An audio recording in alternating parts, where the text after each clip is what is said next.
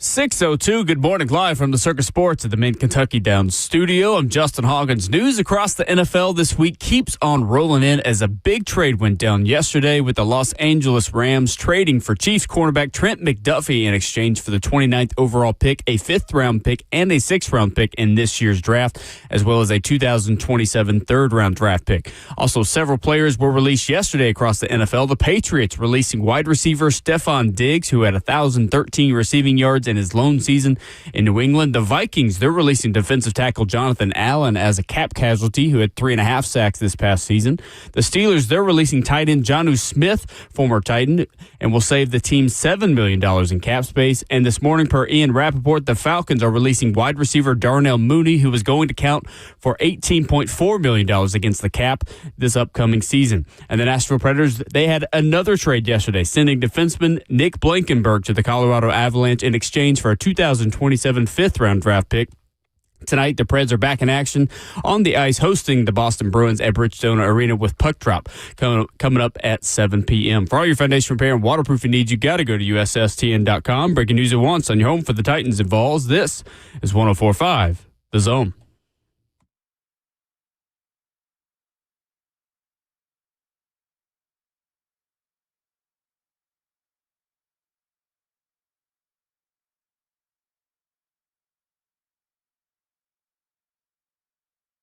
Away we go on your Thursday morning here in beautiful Music City. Good morning. And welcome in to Ramon and Will. 615-737-1045 is how you talk with us. 1045 The Zone TV is how you stream us. Facebook Live, YouTube, Twitter, or Twitch. The F&M Big Chat is open there. In the 1045 The Zone YouTube channel, just hit the comment section and the like button while you're there. He is the 11-year NFL veteran and Vol for life, Ramon Foster. Justin Hawkins makes the show happen.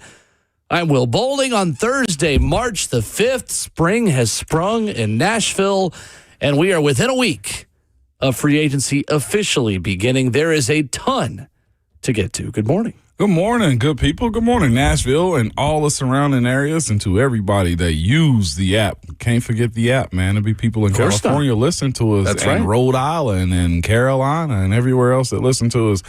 Friday, Junior, on this beautiful day, and it's a great weather day as well, man. I was telling you, I almost put on like a light sweatshirt. Like I got on a long sleeve hoodie right now, and I almost put on a sweatshirt because I'm conditioned to believe Tennessee's never done with wintertime until it's done with the wintertime. And I feel like we got one more cold blast on us, and I think I'm ready for the light short sleeves now and everything else that comes with it. I got pants on, of course, but I mean, we can't go all out summertime. But you have pants on. As opposed to short pants is what I was going with. Thanks for clarifying. Y'all call them short pants or shorts, or it don't matter. I've never once in my life called them short pants. You never call them short pants. Shorts. I'm aging my my verbiage, man. It's just like old school people. They don't say shoes. They call them tennis shoes. Oh, yeah. No, that I've heard. I know, but... And that I would say, it's just like how every soft drink is a Coke.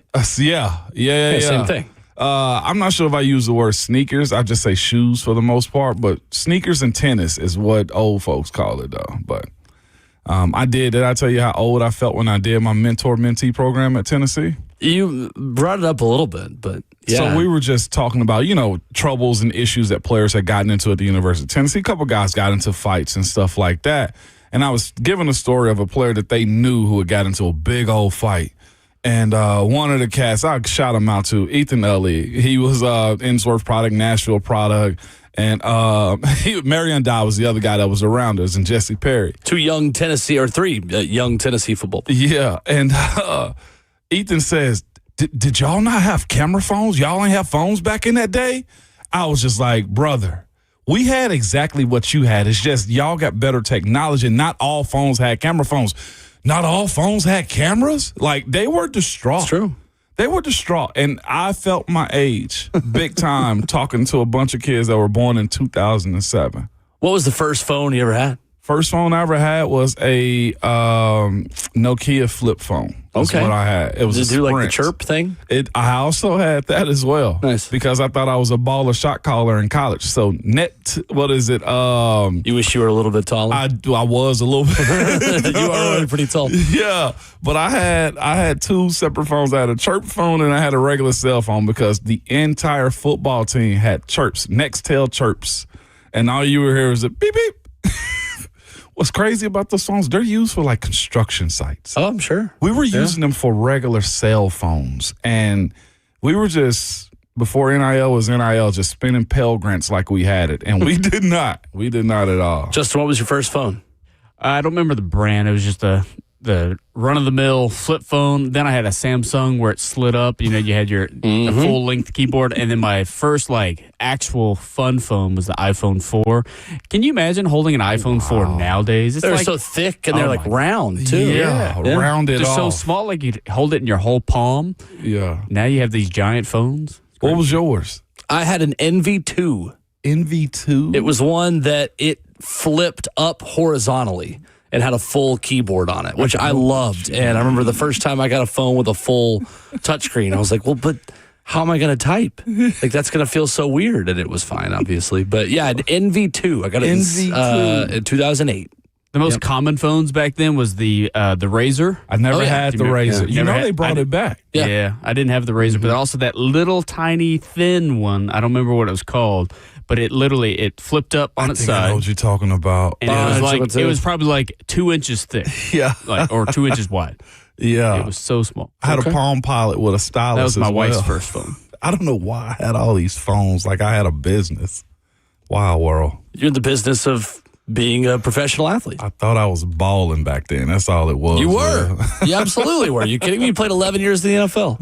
Of course you were. college. I was a broke boy. A blockbuster trade yesterday in the NFL as Kansas City sends corner Trent McDuffie to the LA Rams. Holy overpay, Batman.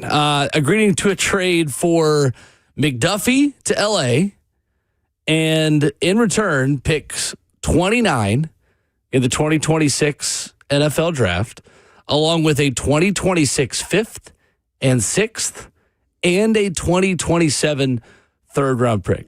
Now, don't get me wrong. Trent McDuffie's a good football player, but a first, fifth, sixth, and a future third, Trent McDuffie's not that good of a football player, Ron. I had some defensive friends of mine discussing this yesterday.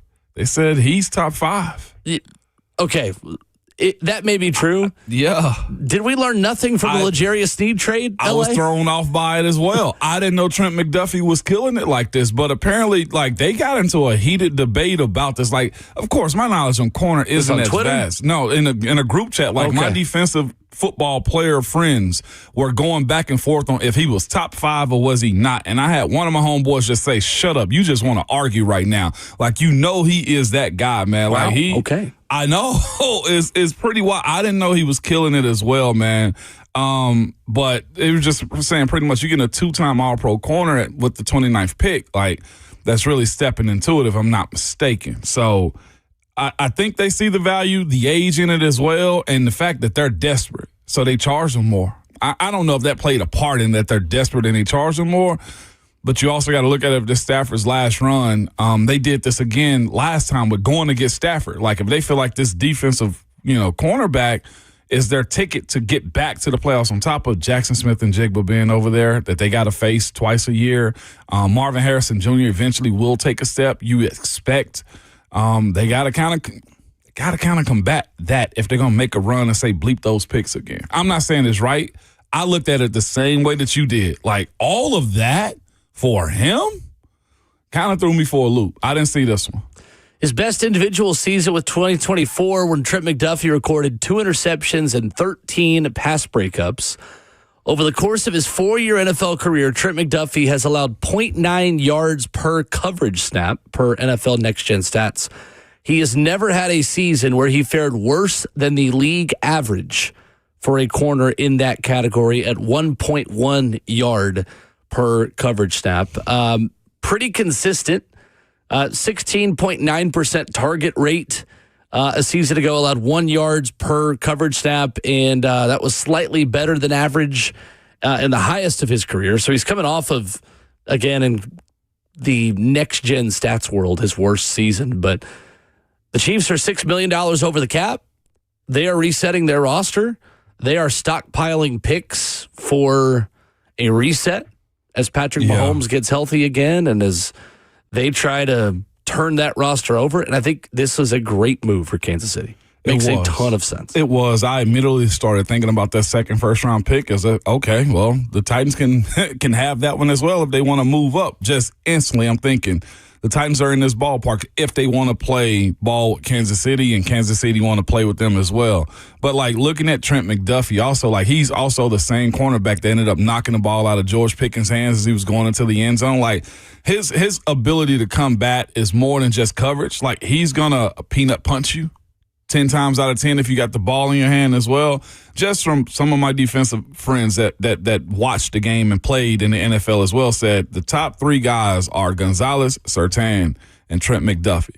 Said after him, Stingley and Travarius Ward as well. Like, those are the top 5 corners. Didn't even mention Sauce in this conversation, which a lot of people starting to turn their back on Sauce Gardner and what he meant to him as well. And say the other thing about about Trent McDuffie, if you want to justify this trade, is those guys, as far as Surtain and Gonzalez, they're taller, 6'2", 6'1", and he's 5'11" and getting busy and locking. I think AJ had a fit with him as well. Talk about AJ Brown? Yeah, AJ Brown, I guess. Yeah, most definitely. It's interesting because with the way corners, when they get old and not as good, just fall off a cliff. Yeah. You're kind of making this trade if you're LA, understanding that you're not going to get the full value of whatever his next contract is. And you are trading for the right to sign him because they've got to get a deal done to extend him as well. Mm-hmm. But it also is a credit to how small they believe their window is with Matthew Stafford right now. To say that we've got to go all in, chips to the table in order to maximize what they feel like they have as a Super Bowl roster. They're definitely right in that. Mm-hmm. It's just the fact that on the back end of whatever contract Trent McDuffie gets, they are leaving themselves vulnerable again to not be able to replace him. So how far can you kick the draft can down the road and keep saying bleep them picks? And say we'd rather have a player we know is good who might not last as long over the course of our time acquiring them as whatever value our first-round pick is going to get us. This is also the benefit of the James Pierce trade you made last season because the Atlanta Falcons traded up into the first round with the LA Rams to take James Pierce out of Tennessee, and they gave LA 2 first-round picks this year. Well, this is the luxury you have to say, bleep that other pick, and we'll keep the pick that we have at pick 13. For those of you unfamiliar, GM Les Snead a couple of years ago at the Super Bowl parade said, bleep them picks when talking about trading so many first-round draft picks to acquire players. So I have to ask this question. We'll discuss it, I guess, throughout the duration of it is, how do they continually find themselves in this situation? And I think the answer for me is they have hit on mid-round guys. Yes. This is the luxury you give yourself when you are able to acquire good, cheap talent in the NFL draft on days 2 and 3. You supplement your roster to build a foundation where you can chase it. You can chase the shiny object that's out there in the trade market. Just looking at the young defense, we ain't even got to go through the names. Like, they're set. When you can find a first-round talent in the second round, you don't need your first-round picks as much. When you can find a second-round talent in the third round, you don't need a second-round pick as much. They living well. Yeah, they are. They definitely are. 615-737-1045. The number live for the 1045 The Zone Circus Sports Studio. Kentucky's largest sports book can now be found at Circus Sports at Kentucky Downs. Alec Pierce speaks, and he lit up when he talked about the Titans. The latest on now potentially former Colts wide receiver Alec Pierce, what he told Kay Adams, and what it could mean for the Titans in free agency after this.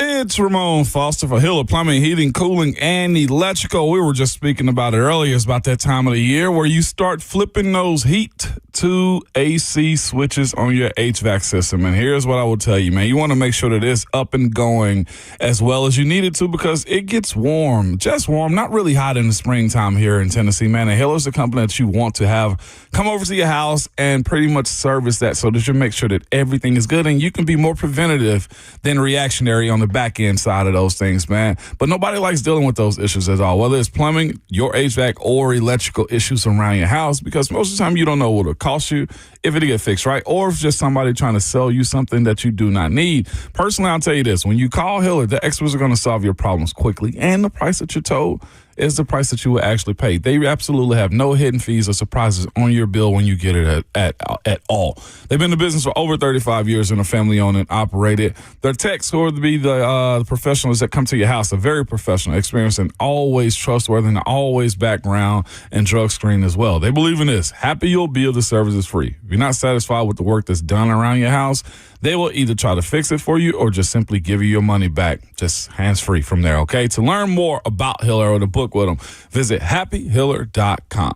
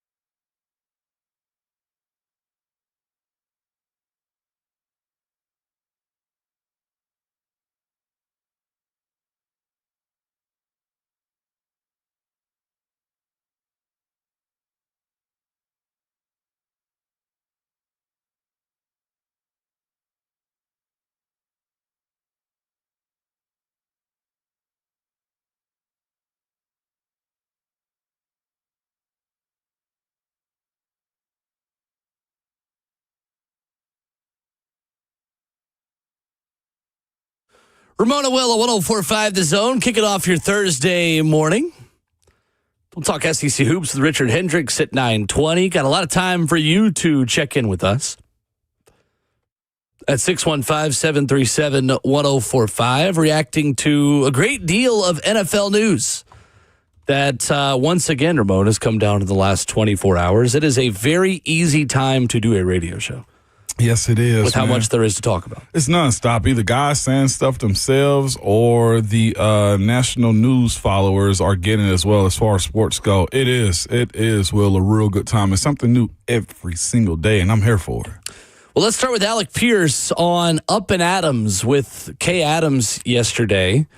Colts, of course, trying to keep quarterback Daniel Jones, they gave the transition tag to on Monday, and trying to keep Alec Pierce, their 1,000-yard wide receiver for the first time in his career last season. But Alec Pierce might, although it seemed unlikely at the beginning of this process, actually listen to other offers and hit free agency. This was Alec Pierce with Kay Adams yesterday. So knowing they have the quarterback now, how does that affect the way you're thinking? What's important to you? Yeah. At this point now, it's like, I love Indy. I've loved playing there. Great organization, great people in the city. Just a ton of support. I know we haven't been as good as we could be, and I know we can be. But yeah, now at this point, kind of earned the right to explore free agency, see what's out there, and just make a decision that's best for my career and for my family. It's Alec Pierce yesterday. Does he sound, Ramon, like someone who is legitimately considering free agency at this point? Yeah. You want to know why? In my personal opinion, hearing him speak is just, he had his, I guess, attachment to the Colts by saying we still, we hadn't done what we needed to do. Like, he still feels like it's home there, but in a sense, when he brings up his family, like, business comes first at this point in time. I feel like now, if he hadn't got the deal or the numbers that he feel like the coach should give to him, he's had his first business moment to me. He had his first aha moment in the NFL. Like, this is going into contract year. Most players do have it at those points to where you have to consider, what do I want? Do I want to be loyal? Or do I want to go chase the bag? And that's kind of where he is right now. And he had the perfect season to be able to go have this attitude going into it. So I feel, hearing him talk, this is his aha moment as a pro, and realizing that you don't have to have an allegiance to one franchise if they don't show you the love that you need to see. I am interested in what ends up happening here, because this is not something we really had on our radar, is it? Alec Pierce? Yeah. No, not like this. I think it's like a white whale in a perfect world, yes, option, but I didn't think it was ever going to get to this point. Yeah, no doubt. And based on the fact that every good team that's in a win, and I'm not the Colts have a lot of good talent around there with a coach that knows how to call plays as well. And usually you have two wide receivers. Like, I like what Josh Downs is as a player, but I'm not sure if he's the second weapon. I think he's a really good 3 in that offense on most teams at his size and stature. Like, you find ways to give him the ball after the first two guys of 8, Michael Pittman Jr., Alec Pierce. Oh, and then we have, of course, Josh Downs. And I know they have the young tight end as well, but Alec Pierce is a proven commodity. And I will say it's frustrating going into this world, especially this last week, because your agents go up to the combine and they talk. The teams talk. There's more tampering and information given last week than I think will be going into the last week of it all. So Alec Pierce on Kay Adams' show knows his numbers. He knows how the Colts feel about him. And the Colts probably in a position where they believe that they probably can't pay it, or they're just not willing to pay him that much. Yeah. And that's why, like I say, you listen to him talk, he's speaking about doing what's best for his family and not necessarily the Colts moving forward. So I think it's really interesting. James Boyd is the Colts writer for The Athletic and is a co-host of a radio show up in Indianapolis, and great follow on Twitter for just anyone who's a Titans fan and covers and follows the AFC South. And he tweeted out this quote from Alec Pierce within that interview, and we're not going to play the audio. It's a longer quote, but he says, "What I'm most excited about is getting a big contract. The coaches in the front office know they have to back up that contract. So I'm no longer going to be an 80 target player. They're going to have to throw me the ball more. James Boyd quote tweeted that and said, I've never heard Colts wide receiver Alec Pierce brag about himself this much in the 4 years I've covered him. That's not a knock whatsoever. Just shows that when generational money is on the line, quieter / more chill players will speak up. Jonathan Taylor was the same way in 2023. Yes. He doesn't sound like a player that's just trying to get leverage to go back to Indy to me. And I do think it's interesting within that interview, Kay Adams mentions some of the teams that are going to be interested in him. And she says, Cam Ward and the Tennessee Titans? Yeah. And his face lights up. Big old smile. Yeah. We're not going to play that audio because you can't see the smile and what we're going to play on, This is one of on them air. believe me, bro moments. It's one of those you got to watch the video, but like he lights up. And then, and then the Giants and the Bills, and he's right back to stoic. It's like, oh, interesting. Okay. Titans make you smile? Okay. What about $25 million a year? Does that make you smile, Alec? Come on down, buddy. But here's why you have quieter players speaking up like this, though, too.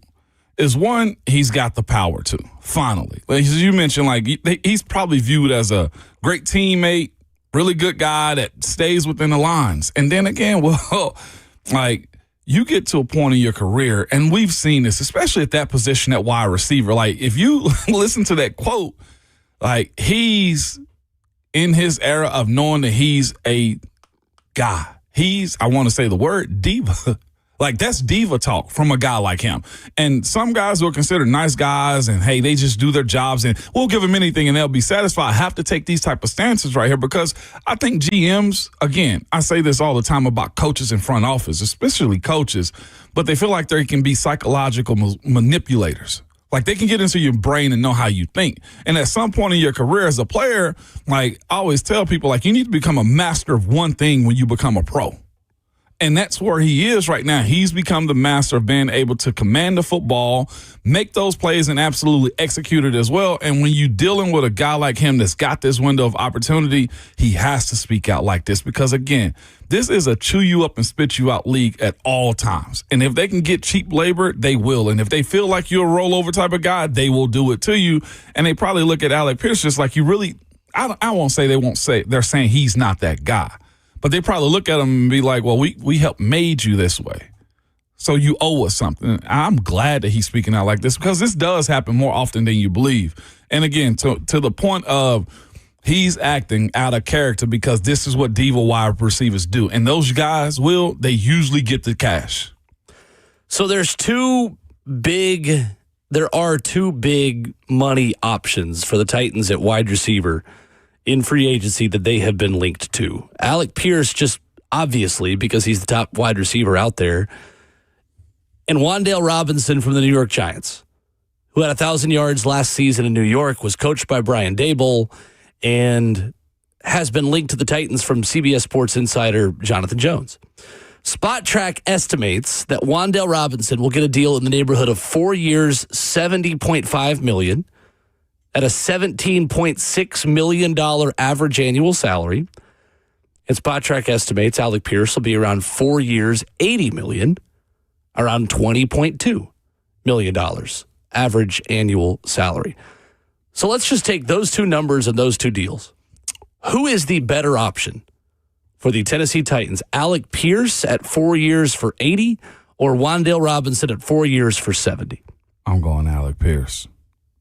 His variation in which he does it, his volume in which he caught the ball as well, too. And not just this, his ability to get down the field. I don't think the Titans have a guy currently on his roster that can get down the field the way he does, that you trust. I know Alec, Ayumana, and Chimere Dike are guys that you were hopeful for, but this pretty much settles your guys on the field when it comes down to, and then the other side, too, the money will justify he's number one.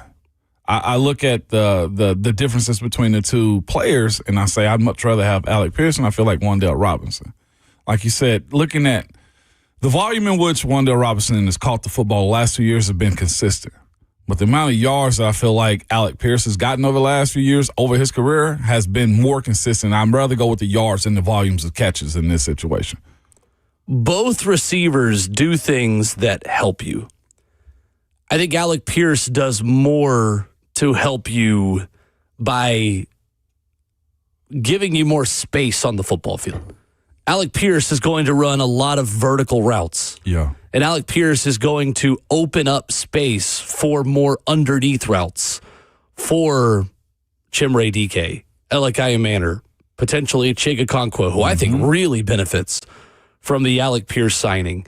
Matt Harmon had an interesting thought on this in Yahoo Sports. He does a great job talking about wide receivers. Said, at this point, I'll be surprised if someone doesn't just outbid the Colts on what they can offer Pierce. He offers a dynamic and hard-to-find skill set. Some team will pay crazy money for it. Should be noted that he still belongs to a volatile wide receiver archetype that not every team can maximize. I get it if you have a dollar amount you don't want to go past to pay for that. Alec Pierce is not going to run slants. No. He's not going to run drag routes. He's not going to run flat routes. He's not going to catch a 5-yard pass and make 2 or 3 guys miss and turn it into a 20, 30-yard gain. What he will do is run vertical routes and be an elite possession wide receiver. And this is where I don't like the phrase just wide receiver 1 or wide receiver 2. Understood. Yeah. For Alec Pierce, it's more, you're going to run these types of routes.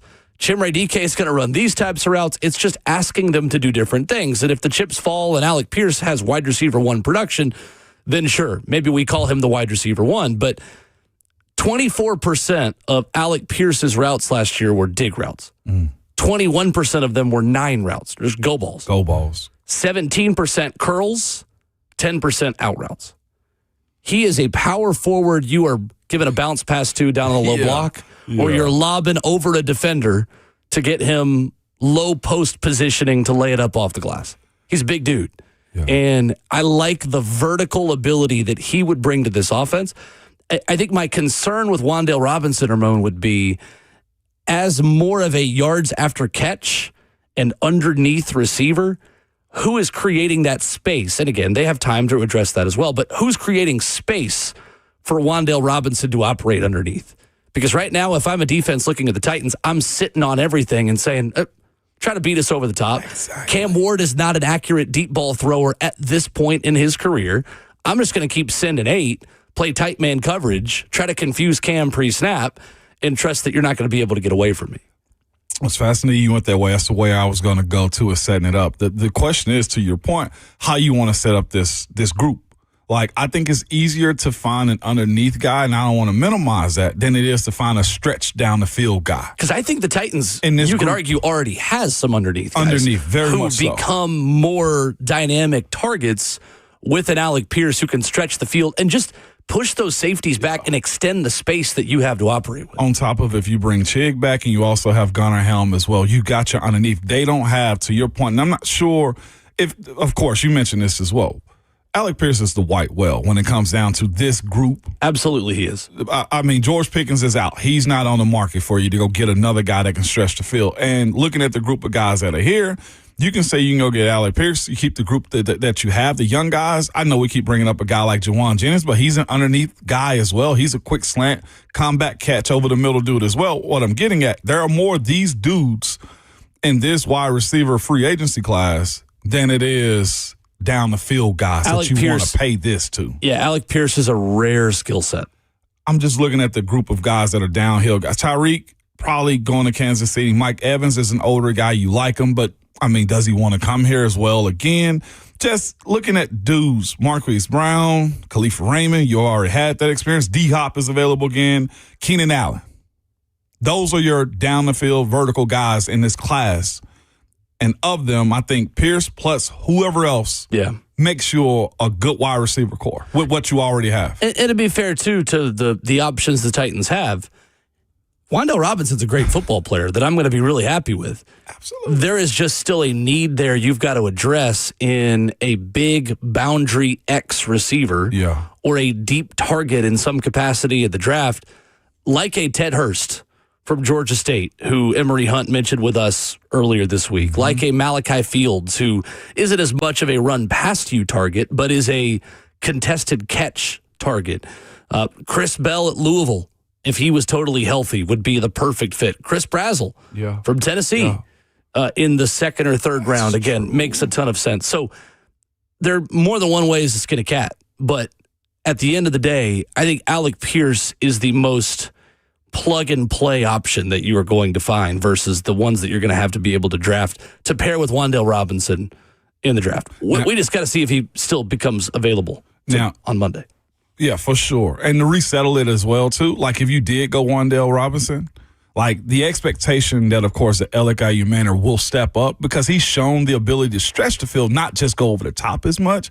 I think Chimray's got the speed, too. But how much of a growth at wide receiver will he have just to keep it inside the locker room, too? Like, those guys still have potential. But as far as competing quicker, Pierce and Robinson, I think, satisfy those needs at wide receiver quicker. Matt in Shelbyville on the phones with us this morning. First up, what's up, Matt? Morning, Matt. Hey, morning, guys. I haven't called in a while. I'm still in mourning from my Rams loss, but that's another story. It'll be all right. Yeah, that's what they say. You guys had a conversation yesterday at 6:30. I couldn't call in, but you were discussing the progression of Cam Ward. Mm-hmm. And Ramon, you were saying that he didn't do enough in his first year, and Will was trying to say that he did this in the last half of the year. And I'm with you, Ramon. You're the number one pick. They put too much on his plate. I mean, he should have done two things last year. One, get used to the speed of the game since he's in the pros, and don't turn the ball over. And as you see, he it was just a wash for me. But, I feel that he's in trouble this year because the organization has defined their roles. You have $120 million in free cap space, and this is the time. And he has a year in. This is the time where he has to show and prove, because if he doesn't, I don't know where you're going to go, because just because you guys say he's a franchise quarterback, that doesn't mean he's a franchise quarterback. Because we have franchise quarterbacks, Kyler Murray, Jared Goff, they were moved. So it's a problem that they have cap space? No, but you're going to have to do something with it. You're going to have to give this man more help. Yeah. If it's the offensive line, I mean, we're not even mentioning that. I mean, we've mentioned it. We've mentioned it a ton. Your best player is your kick return. Jeffrey Simmons is a pretty dang good player, Matt. He's first team All-Pro this past year. That's true. So you got 53 players, and two of them are Ward.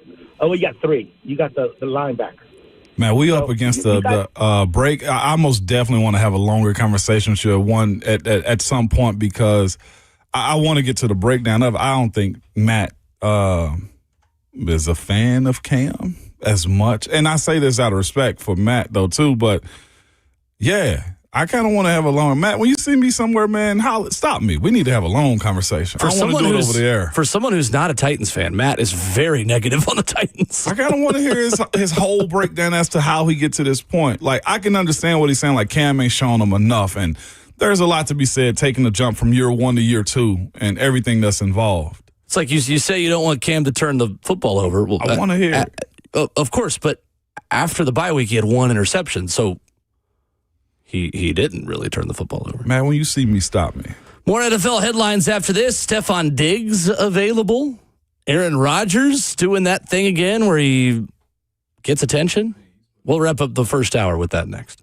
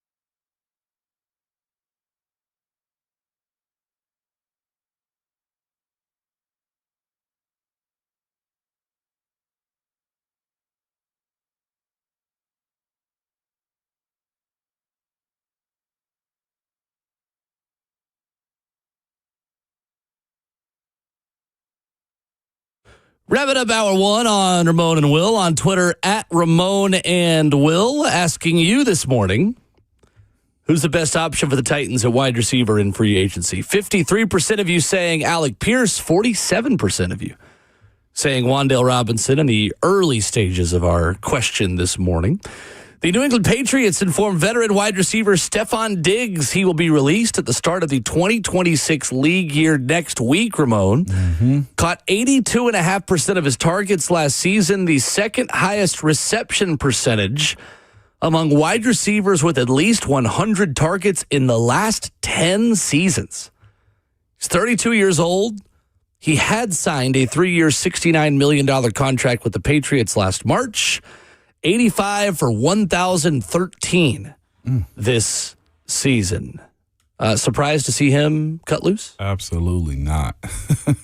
Not even a little bit. I think he's probably the best version of himself as a player, as a teammate that I know of publicly, that we've seen publicly. I say that. I don't know what he is as a private teammate. He may be awesome. But Vrabel had a way, I guess, of speaking to him and get him to buy into the team concept. When you have these type of allegations going on with Stephon legally, and it's been documented publicly, I don't think Vrabel, as young as his team, wants to deal with the circus that comes with it. So in this league, you need to be low to no maintenance, and he's got some issues going on right now. Yeah, back on February 13th, Stephon Diggs pleaded not guilty to felony strangulation and other criminal charges stemming from a dispute with his personal chef. That arraignment in Massachusetts Dedham District Court had been postponed until after the Super Bowl.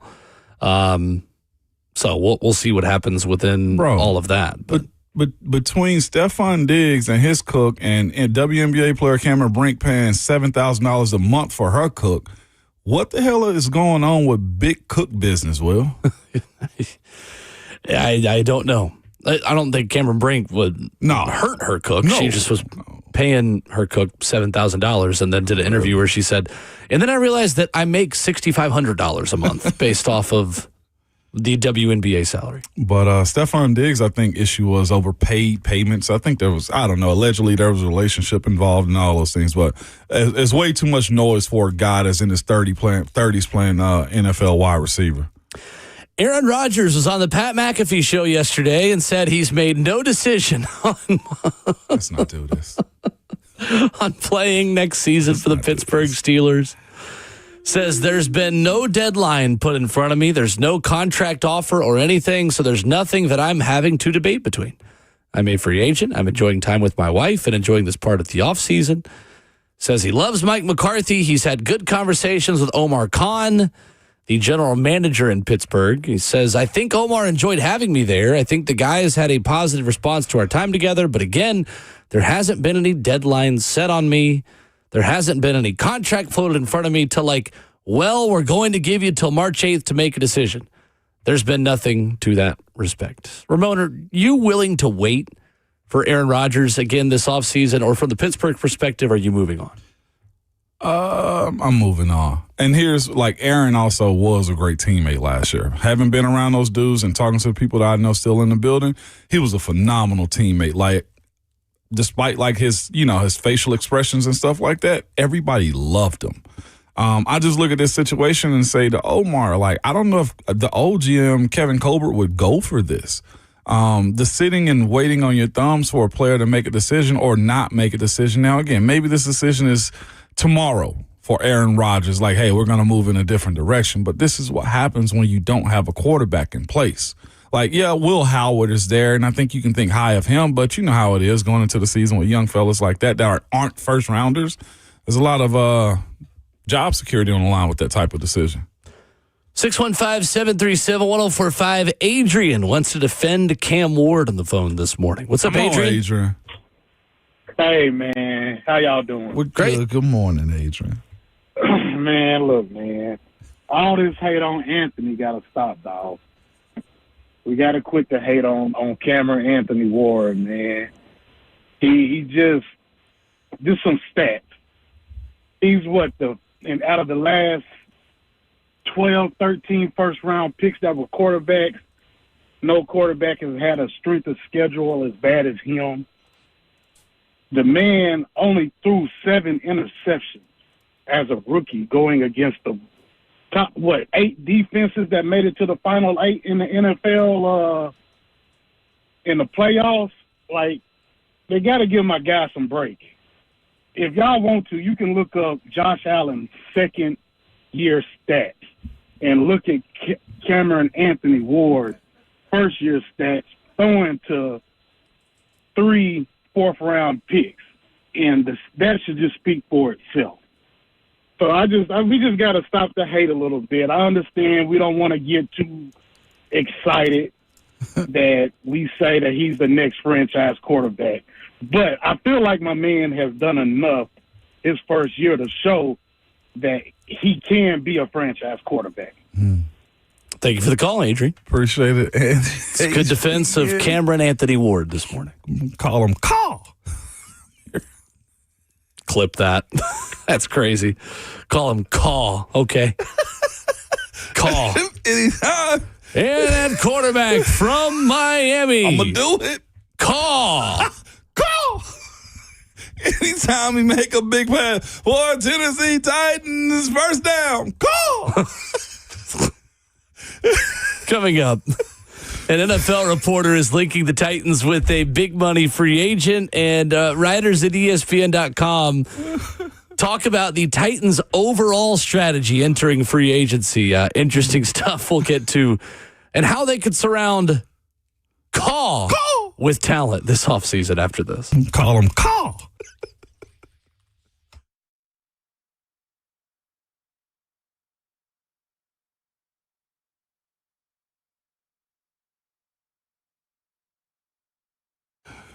It's Ramon Foster, not call this morning for Bronze Motorsports, man. Well, they believe in this. You dream it, they'll help design it and build it for you. You guys have seen their vehicles done up all around the city. They're so good at it, man. The dealerships will get new vehicles and send them to them at Bronze Motorsports to get the vehicles done so they can sell them on their lots, man.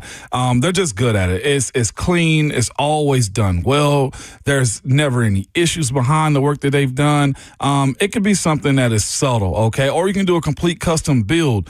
They deliver cutting-edge style and performance for all vehicles, including the most exclusive and exotic vehicles as well.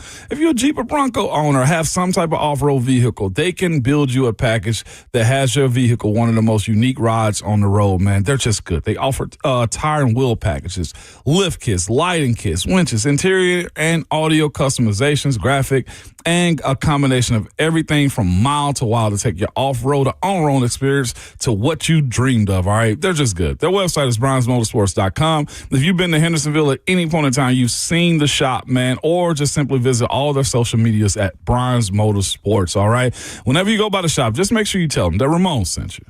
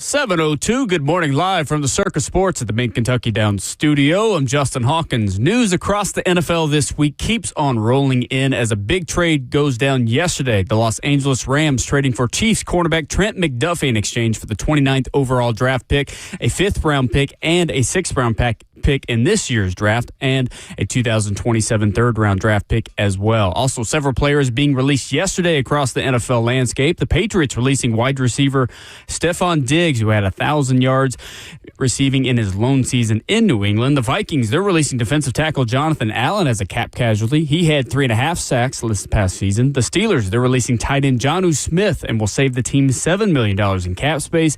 And this morning, per Ian Rappaport, the Falcons, they're releasing wide receiver Darnell Mooney, who was going to count for $18.4 million against the salary cap this upcoming season.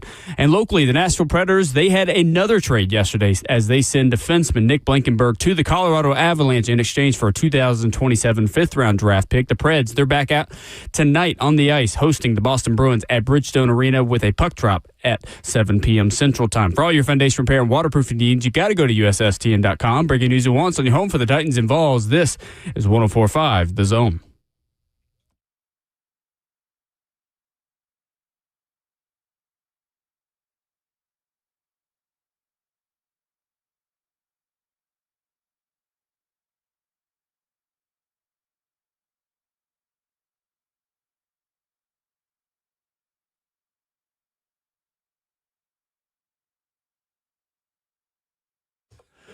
Seven a.m. at hour number 2 getting started on your Friday Junior. Ramon and Will, 615-737-1045 is the number.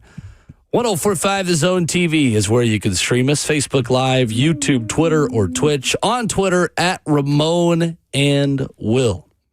So yesterday, a big piece from ESPN.com about all things free agency and a number of writers contributing to a couple of teams and what they feel like the philosophy is going to be. And Ramon, I thought this was interesting at ESPN.com yesterday. This was not attributed to one writer either. It was just kind of ESPN staff answering a bunch of topics and questions and things like that. Saying the Titans have nearly $100 million in cap space and several positional needs on which to use it. Tennessee will monitor top markets if a big swing makes sense, but it will work the second and mid-tier markets to fill needs. Edge rusher, guard, and corner are among their holes. So, Ramon, where do you think big swings make sense for the Tennessee Titans in 2026 free agency? This year, wide receiver, center. Period. I think it's a great place to start. Wide receiver. I would throw off-ball linebacker in there as well. Okay. I feel like I want to put corner in there, but I say if you get an experienced guy in general, you find yourself in a serviceable position. And then, like, I saw somebody else there. It's like, we got to stop settling. You're right. But you can't build this thing up, like, instantly. Like, you're not in a position, I'll just give the example, you're not in a position of the Rams. Like, and you just got to approach these rebuilds. Restocking is that as well. Like, you're probably not going to get a top-tier corner. What you want to do is facilitate an environment defensively to where you can get the best out of those corners. Just looking back in my time in Pittsburgh, I feel like Pittsburgh hit the secondary market more. You never did anything in the first wave. It's the second wave of where can we get 2 years out of a guy, where can we get 1 year out of a veteran? And I feel like that's the approach that has to be taken in order to get more competitive to where you can make more luxury picks. Matt Bowen at ESPN says Alec Pierce and his best fit is in Tennessee. Says with the Titans in position to be active in free agency, I like Pierce in Tennessee under new offensive coordinator Brian Daboll. Pierce has the vertical stretch ability to produce down the field and can play a volume role as a multi-level target for quarterback Cam Ward. Pierce averaged a league-best 21.3 yards per catch with the Colts in 2025. Jonathan Jones of CBS Sports yesterday linked the Titans with former Giants wide receiver, now Wan'Dale Robinson. Former Kentucky wide receiver as well, Wan'Dale Robinson. I hope the same people who think, by the way, that we hate Will Levis because we went to Tennessee hear us when we say Wan'Dale Robinson is an awesome wide receiver. Do it, Will. Great option for the Titans. Where's that energy For the people all the time who say, well, you just want Will Levis gone because you're a Vols fan. Yeah.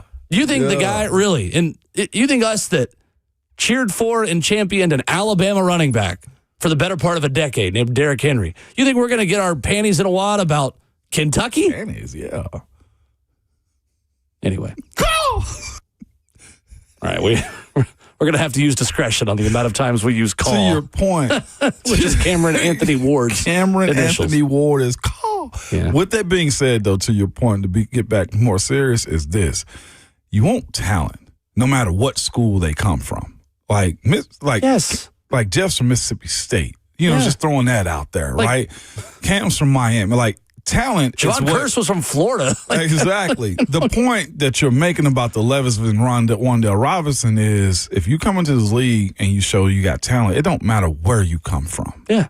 Or which draft pick you help your team. Yeah. Well, Levis didn't help his team enough. Y'all got to admit, I think Levis is a great dude. I'll just throw that out there. As far as person, I think as a competitor, this ain't even the Will Levis daggone conversation. What are we doing here? My point is this. I think he's the ultimate competitor. And I'll add this to it now in hindsight. I think he just got a bad beat. I think how he took on that starting role, the pressure that this team had as far as overselling the free agency, getting him everything that he needed to compete, I think added unnecessary pressure to a guy that wasn't ready for the role that he was in at that point. Period. That's how I view Levis. And that's why he got so much hate. Well, his former teammate Wandale Robinson is available. As Jonathan Jones writes at CBSSports.com, the lack of Tennessee interest in Mike Evans may be because the Titans have their eyes on Giants wide receiver Wandale Robinson. Sources say Nashville could be the landing spot for Robinson, and there are obvious reasons why. The 25-year-old Robinson is coming off a career year in New York with 1,014 receiving yards, and going to Tennessee would reunite him with his former head coach Brian Daboll, now the offensive coordinator with the Titans. Robinson is a Kentucky native who played high school football 3 hours up I-65 from Music City. I like it a lot. I do prefer Alec Pierce. But we're splitting hairs at the end of the day, and beggars can't really be choosers. They do very different things. They're both very valuable. Wandale Robinson's played for Brian Daboll, Ramon, and what could he bring the Titans that they don't already have? A chain mover. Sure hands. You look at his catch volume, he's going to bring the ball in. He's targeted, over 100 times. He's had 94 catches. I think that number's correct. His ability to move the chains and be a possession guy is huge. Now, it's a matter of how you want this offense to be. Is it more underneath, to your point? Is it, quick slants and him getting the yak after, catching the football? That's what you're getting. I do think it's more slot to inside or, in between the hashes down the field, but it's not going to be stretching it. And again, to me, if this is the scenario you find yourself in where you're going to Wandale Robinson, then that means the challenge for Alec Ayumaner becomes more immense. Alec's got the size. He's got the catch ability. His combat catching is, I think, good, can be a whole lot better. I don't know if he hit a wall last year, but we saw about 4-game stretch in which Alec Ayumaner became a guy he can play wide receiver in this league. And then it just kind of fizzled off a little bit, and Chig kind of took the reins at that point. But having that ability, his step up would be necessary. I think so. And I think Wandale is going to give you the ability to take an underneath route and turn it into something bigger. Not someone that is as much of a deep target, but is going to take that route over the middle and turn it into a bigger gain. Alec's got to consistently catch the football when it's thrown to him. Very true. And whether it is on Alec, whether it's on Cam, whether it's a mixture of both, there were just too many footballs that hit the ground targeted for him. He had 86 targets and caught 41 of them. Yeah. Have you looked at, and I'm sure you have, Wandale Robinson's targets in years, what is this, 24 and 25? They're nearly identical from 25 to 24, yet his yardage total went up about 300 yards. So the specific numbers on this, it's kind of eerie how similar his statistics were from one year to the other in two categories, and different they were in the third. So he had 93 catches in 2024, 92 catches in 2025. He had 140 targets in each of those two seasons. with 699 yards in 24 and 1,014 yards in 25. That's not normal. No. To take the exact same target share and catches and turn them into 300 more yards and 3.5 more yards per reception. It's fascinating because there's the other part, though, too. When you look at, as Alec Pierce said as well, like the money justifies him getting 80-plus targets a year, whatever it was, 80 catches a year, right? Just for perspective, when we start speaking about number one wide receivers and what does it mean and what does it look like, it's targets. How often do I come to you in a game? The last 2 years, Wan'Dale Robinson has had 140 of them. The top guy in the league, Jamar Chase, I think most of us will look at him and say he's probably number one between him, Amon-Ra, and Jackson Smith. Like, Jamar Chase with the Bengals in 2025 had 185 targets. Wan'Dale had 140. And then you start looking at Amon-Ra had 172. Jackson Smith and Jigba had 163. I will say this as well. Whatever role that Wan'Dale Robinson is going to play, I do want to see how his routes advance from there. Is it going to be more, Will, closer to the line of scrimmage, slant routes and stuff like that? Because the dudes, all of them who are on this list, get down the field. That's the one thing where you got to ask yourself, can Wan'Dale do that consistently? Is he a guy that can press your number one corner and go get it down the field? Or is it just going to be a volumes types of thing to where, again, that 140 targets only netted, I say only this year, what was his numbers? 1,014 yards. Mm-hmm. Meanwhile, when you look at Jamar Chase, I know this is number one, but he had 1,400 yards. Sure. You know, and sure. Amon-Ra had 14 as well. Heck, Puka Nacua had 129 targets for 1,700 yards. So where's that extra 400 to 700 yards that Wan'Dale is missing? How do you go about setting him up to get those if you're Brian Dable?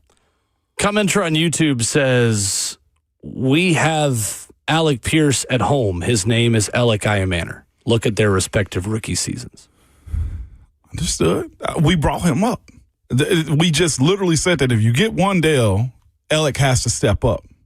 Like, we've acknowledged that. But if you have the ability to go get Alec Pierce as well, I feel like it's easier to ask Chimry and Alec Iamaner to play underneath, along with Chig and Gunnar Helm as well. Like, we're creating all the scenarios here. Are we not, Will? Yeah. Yeah, I thought so. Yeah, you're right about that. But again, it's the same price that's going to be paid for Wan'Dale Robinson as it is Alec Pierce as well. What we do know is this: Alec Pierce's ability to catch the ball down the field is way more elite than Alec Iamaner or Wan'Dale Robinson at this matter right now.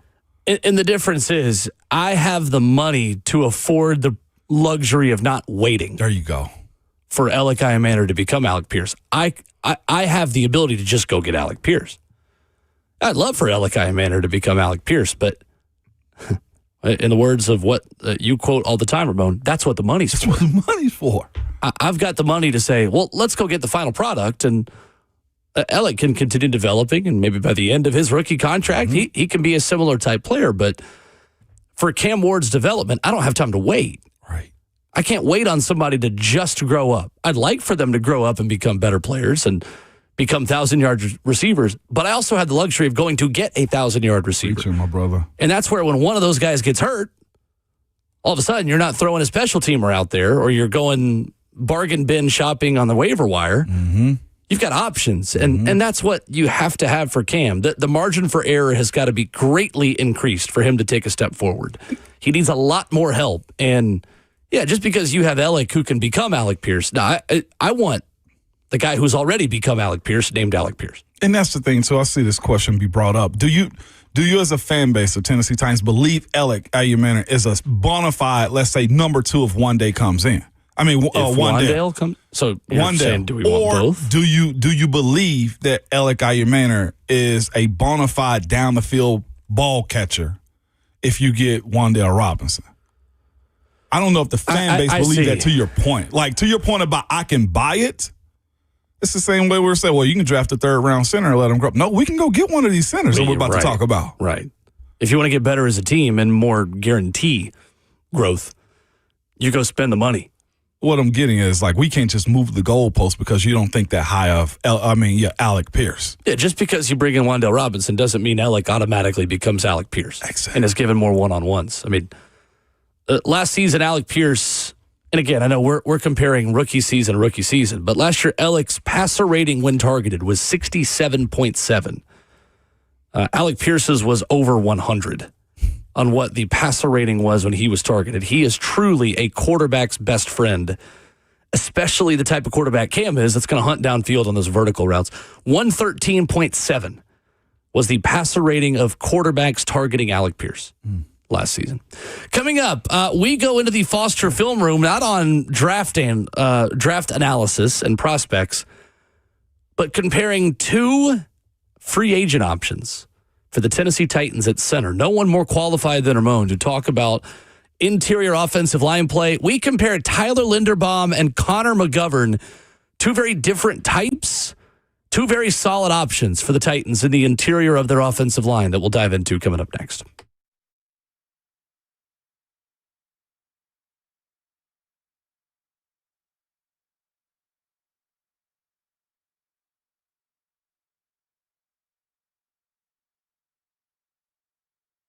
It's Ramon Foster for United Structural Systems. Again, I want to give one more shout out to them, man. They came by the house the other day and looked at my foundation just to check on it and see how it was settling up. It's been about 6 years since we've been into this house, and man, they gave me a great grade, man. We're doing well over there. And this is what you can do with United Structural Systems as well, man. You can hit them up at USSTN.com and have them come look at the foundation of your home. It's one of those things that you might not think about right now, but when it comes time to sell or you're trying to do some renovations, it'll be a bigger problem because you've waited and now your foundation has shifted even more, whether it's waterproofing. You never know if you have leaks around your home that is that's just leaking inside of the walls. Well, United Structural Systems can check that out for you, man. Again, it's one of those hidden issues that you don't know or think about until it becomes, hey, it's time to sell a house, and now the inspector is saying, hey, you got to pay tens of thousands of dollars to fix this. But it's not just that with United Structural Systems, man. They are very much involved in this community, from supporting local schools, neighborhoods, and organizations like Habitat for Humanity. It just reflects their belief in rebuilding is about hope and rising again together. And once again, United Structural Systems is proud to support Habitat for Humanity this year. This month, actually, they have a spring build with Habitat for Humanity. It will mark their 10th Habitat build. If you're not sure what that is 10 homes that they have built. Just another major milestone in their long-standing service to Middle Tennessee. They believe in this community, are out and about, and just like you are in it as well. It's made up of people who show up when things matter the most. Again, as I told you, to gain a peace of mind, man, simply visit USSTN.com. That's USSTN.com, and make sure you tell them that Ramon sent you.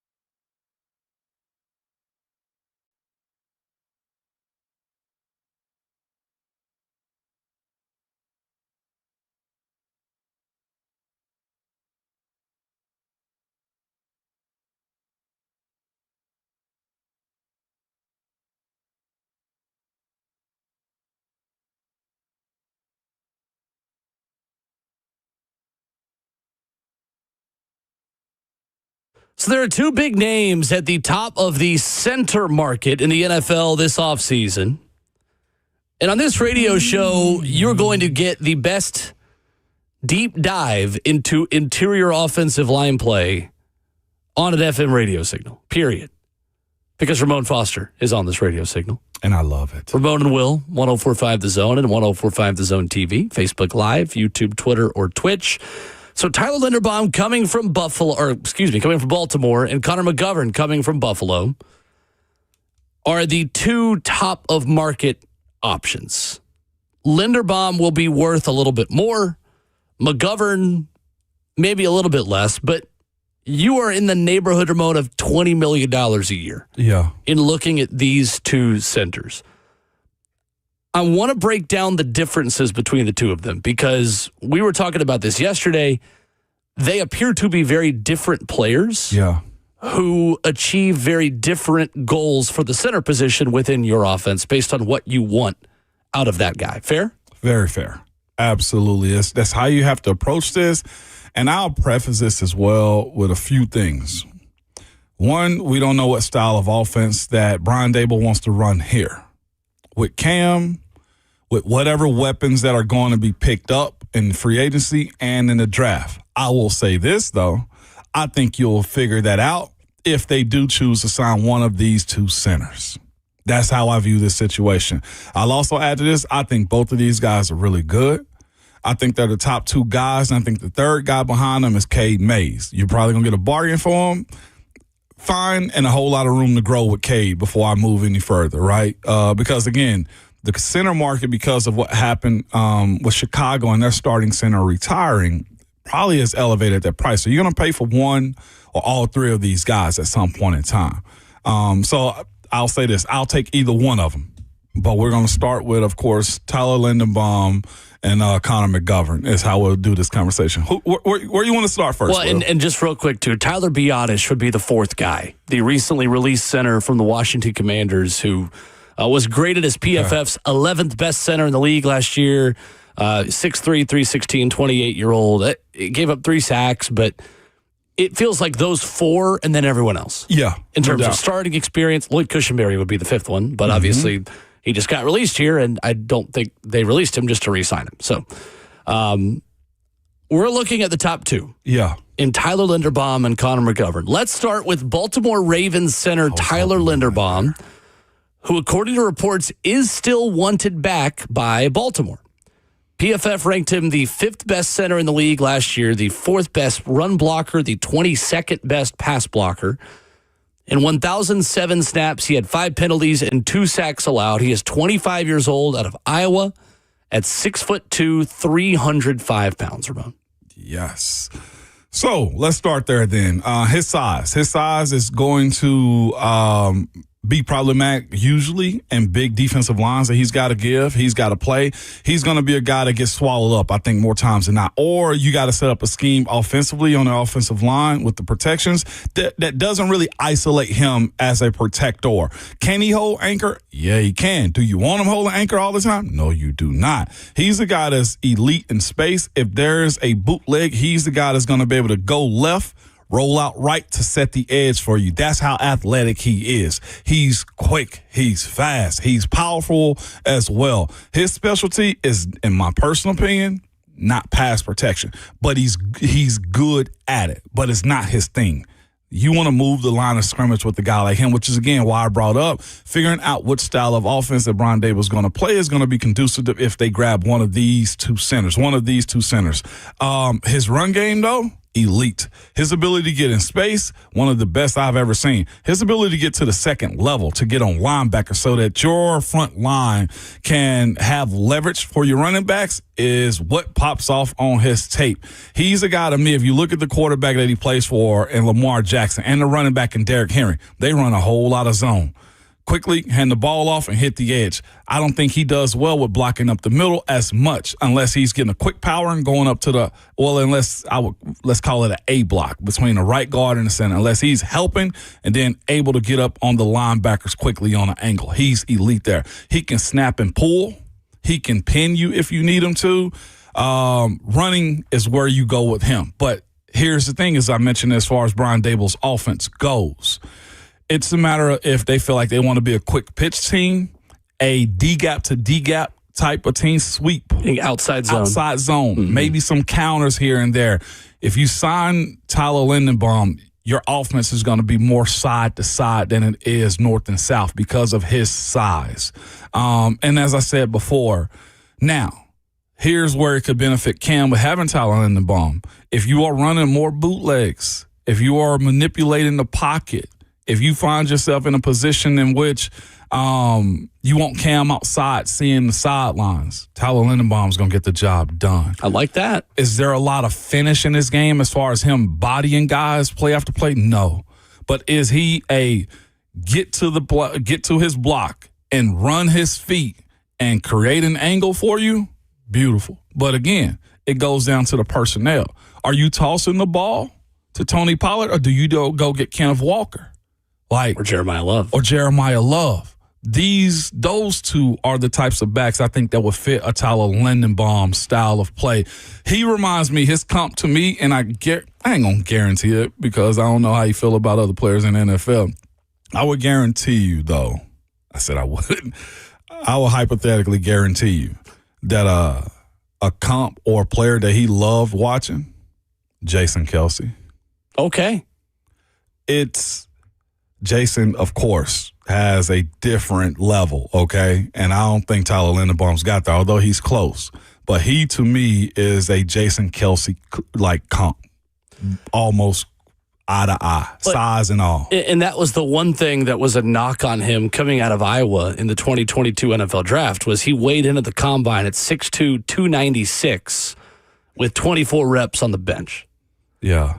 That being said, though, you're in a 5.04 40, and his 3-cone drill, Ramon, and the relative athletic score grade and how we evaluate all these things was given a 10.0, 7.13 in the 3-cone drill, which is considered the elite of the elite. Quick space. He is really agile. He is quick, but he is still strong pound for pound. Yeah. He just doesn't have as many pounds.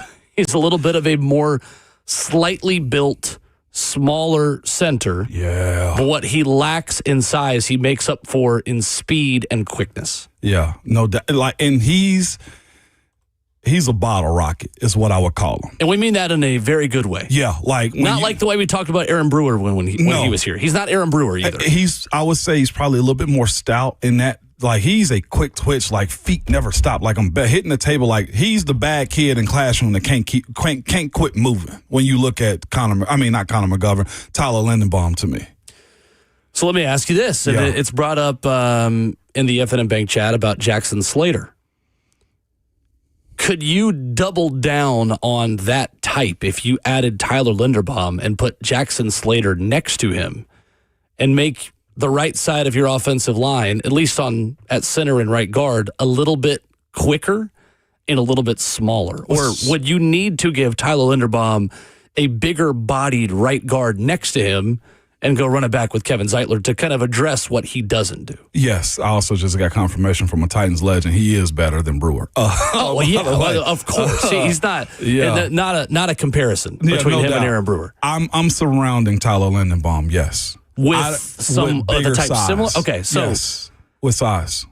So if I told you Tyler Linderbaum was the signing at center, you would sign up for Kevin Zeitler at right guard again. Or at least someone like Kevin Zeitler, even if it's not specifically him. Someone like Zeitler. I told you, I'm not in on re-signing Zeitler. Which still really surprises me. I feel like that's a... And I like Zeitler. You know that. Like, yeah, right. I really like Zeitler as a player. You're not disrespecting him. No. I just feel like there is an opportunity for you to get sustainable growth at that position. Like, you're at a point to where you got, Dan already paid. You got Peter about Dan to jump. Moore at left Dan tackle, Moore. for those who don't know. Yeah, Peter Skoronski about to go into his elite era, like years 4, 5, 6, 7, and 8.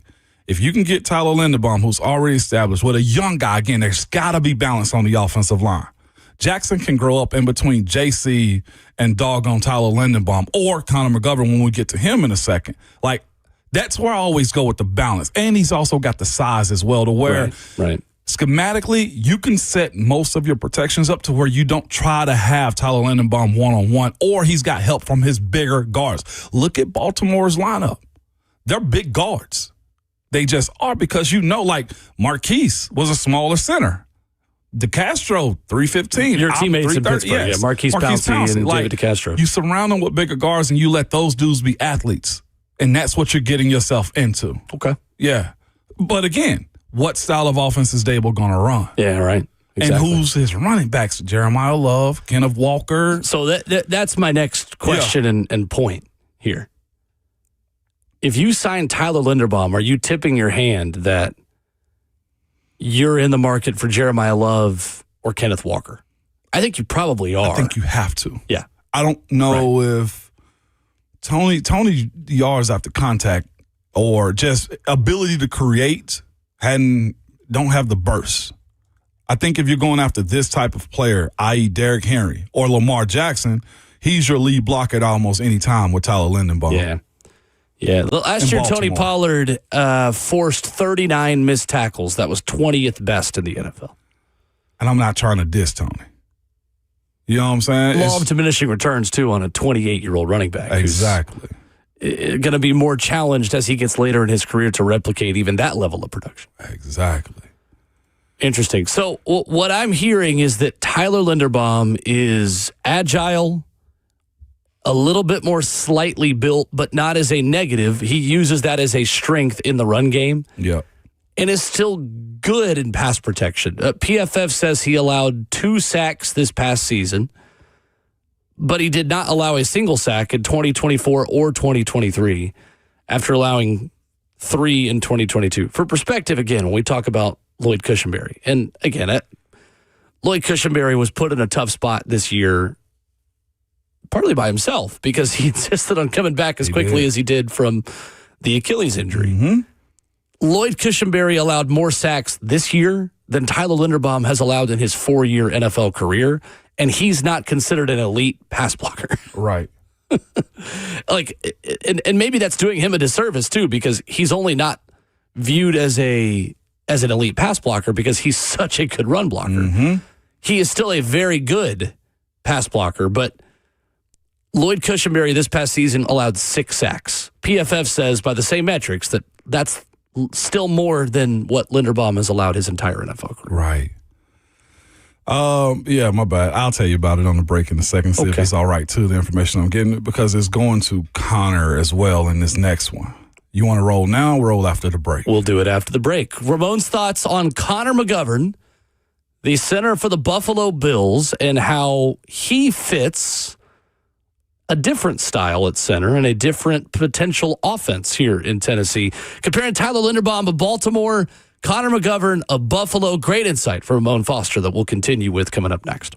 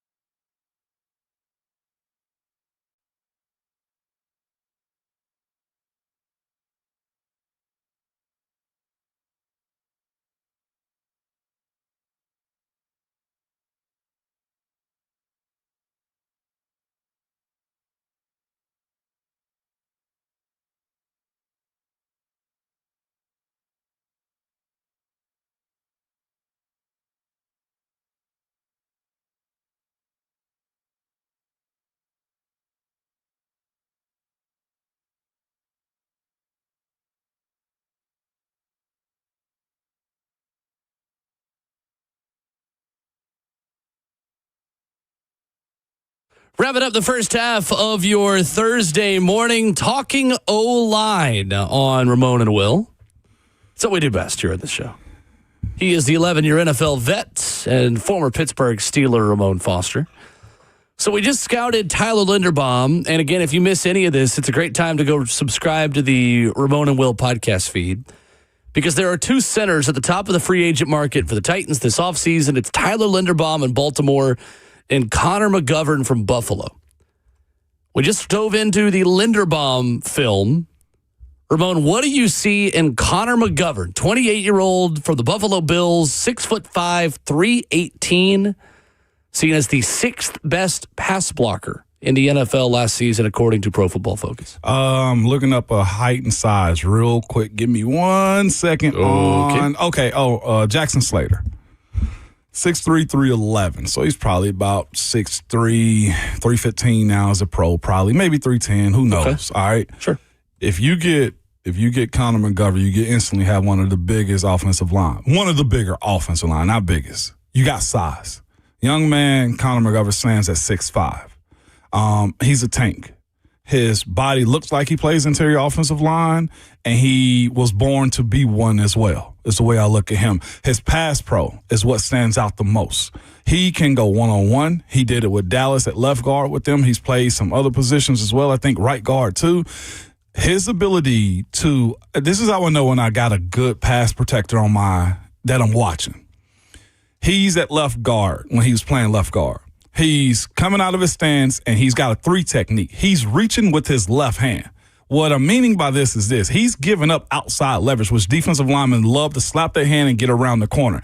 He's comfortable enough with himself to use that left hand to start the fight and got good enough footwork and size to get in front of him to where he doesn't feel like he's going to lose. So against some of the best guys, biggest guys, and best interior guys that I've gone against, Vita Vea, Javon Hargraves is that good. There's Titans film on him as well. He is a magician at setting and getting square. He gets into the bodies of guys well. When he's got them, he just dances. What I mean by that is you go left, he go left. You go right, he go right. There's no give in his game, and I think he takes pride in pass protection. Again, at center, same exact thing. He can snap and get that left hand up quickly, and he can pull that right hand well. He knows where to find help. On his tape, you see more of this because he's got the size. He gonna get nasty. He gets dirty. He wants to finish you on the ground. He going to get a little chip in this. I'm telling you, if he signed here, day one in training camp and maybe mini camp as well, him and Jeff going to fight. That's just how it's going to be. He's not turning down any smoke. And I'm telling you about his characteristics because, again, I think that's crucial that pass protection is not passive, and he treats it that way. If he's got an opportunity to finish, he does. His lateral movement side to side is really good. And when you speak about him at center, all right, run game. Let's go to our glazed, Lindenbaum when it came down to – I got to stop using that word. Yeah, probably. I really bigged up Lindenbaum when it came down to his run blocking. Here's what I would tell you about Connor McGovern. He can get it done.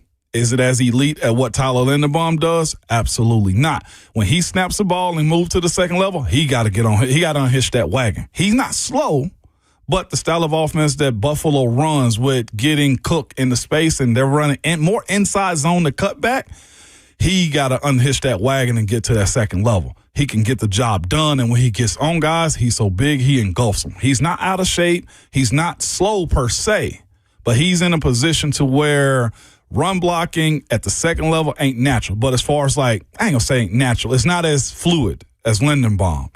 I think with his style of offense, you're going to run power. You're going to run tight inside zone. You have the ability to run some outside zone. Is he a snap and pull type of guy? No. Can he do it? Absolutely. But his ability to go one-on-one, win blocks at the line of scrimmage in the run game and the pass game is there. You lose some athleticism with him if you're comparing him to Tyler Lindenbaum. But as far as not worrying about him, if I'm ranking him, Connor slightly underneath probably Tyler because of the flexibility of his athleticism that you're providing in the offense. But I'm taking him. McGovern? I'm taking him. Yeah, Me definitely. Personally, for this team, I think the guy is Connor McGovern. Interesting. And I do think that you could make the argument Tyler Linderbaum will be in higher demand than McGovern will. He's younger. His former head coach needs a building block as well in John Harbaugh, now the head coach of the New York Giants. His team wants him back. McGovern has got on the record that he's not had any contact with the Bills. So that's one less team that's a contender that wants Connor McGovern, as in the team that just let go of him. So that's kind of a Cushenberry situation there where they've decided to move on. I got a caveat, too, to Connor McGovern. Hit me. You can sign him as a guard and have a young center. That, too. He's a little bit more multiple and is a bit more versatile in the positions he's played. Linderbaum's only been a center. Yes. McGovern has played guard and center. Yes. I look at McGovern, shout out to Ben, because I know he's listening. Ben Jones and Connor McGovern align to me. I think he's probably got an inch on Ben McGovern, but as far as an everyday, every down, always available guy that's going to finish every single time, he's smart as hell. There are podcasts out there where he's just sitting down talking ball. He's giving you the reason why he moves, what he's doing, what's the next. He understands schemes, and the fact that he is flexible in multiple positions, I think adds value to him. Now, again, as I said, you want him as a center, but you can easily put him at guard as well, and that price justifies it if he's getting close to $18 to $20 million for it as well. You can surround a young center with Peter Skoronski and Connor McGovern. Or you can run and say, I'll put a young guy in between those two. Interesting. And you don't lose size. How big of a drop-off is there from Connor McGovern to Cade Mays and Tyler Biadasz? I know you've not looked at the film as much on Mays and Biadasz. I know you're familiar with Cade because he was at not as much. Tennessee. Where is Cade not at the same level as these two options? Just experience, and Cade has bounced around numerous positions. Yeah, Cade has been tackle. He's been left guard. He's been right guard. He's been center. And it's going to be risky signing Cade Mays with the sight unseen side of it, being a day one opening day starter. I will tell you, and I think if Ben is listening to me as well, when it comes down to you being a opening day starter, there's a level of expectation that's way different. There's pressure attached to it as well. And it's not, I'll just play 6 games in a season. No, it's every single day. You're going to get the most reps in practice. You're going to be number one on the game plan. You're going to be Cam Ward's best friend? You're going to be game planned against the more tape that you get as far as the Cade Mays goes. What does it look like when he gets exposed? Because there will be that moment. New guy, we got to figure him out. And that's the only caveat. I guess that's the only hiccup with Cade. But again, the price might justify, instead of paying $18 to $20 million for Linderbaum or McGovern, you give Cade in this climate 12. You can give him 3 for 36. Save a whole lot more money, go spend in other places. That's the new, I will say, that's the new range for second tier guys, is they're in double digits because the NFL has had so much money. I'm not mad at Cade if he's here. You're projecting a little bit of something that he's not done yet. No doubt. He's not been a full-time starter. It's different, man. At the center position. I'm telling y'all, in every 17-game starter is different than a backup or a reserve player. And that's where Cade has to show that he's capable of doing it. And that this is not a position where the Titans can afford to pay a lot of money and miss. And be guessing. At center, right. So I think it's interesting. And I think from everything you've told me, it feels important that they get one of the three of Tyler Linderbaum, Connor McGovern, or Tyler Biadasz. I'm going to throw it to Biadasz in there as the third option. I'm going to have to go look him up, but for sure. The numbers are solid on him, and again, that's why I'm not going to act like an expert on Tyler Biadasz. I can just tell you, he's a starter for a solid Washington team last year, and PFF liked him and all these things. But those are the three guys with experience, with starting level reps that have been put in for years in this league, who have played at a pretty high level. Cade Mays is going to get paid a lot of money based on the market that dictates there are not a lot of centers out there, and there are a lot of center-needy teams at the present moment. And also, Cade is a new center. He never played it in college. Right. He was tackled and guard. Tackled and guard, yep. Okay, great. Breakdown by you. Appreciate it. Oh, one of the two of them is great. I think it's interesting they could give us some hints. The Titans could. They may give us some hints on what the offense is built around based on which of those centers that they signed. That's why if you're asking us, like, why are we doing center radio? What, you know? Like, we first like of all, this. because we like it. Secondly, because Ramon's an expert on it. And thirdly, it is a hint and a window into what the future of the Titans offense could look like under new leadership. So if you want Jeremiah Love, well, Tyler Linderbaum being signed may be a hint that they're going Jeremiah Love at 4. Or maybe that they're signing Kenneth Walker. A lot still to sort out, but a good breakdown by you. 615-737-1045 is our number. There was a blockbuster trade in the NFL yesterday. We give you our reaction to the move after this.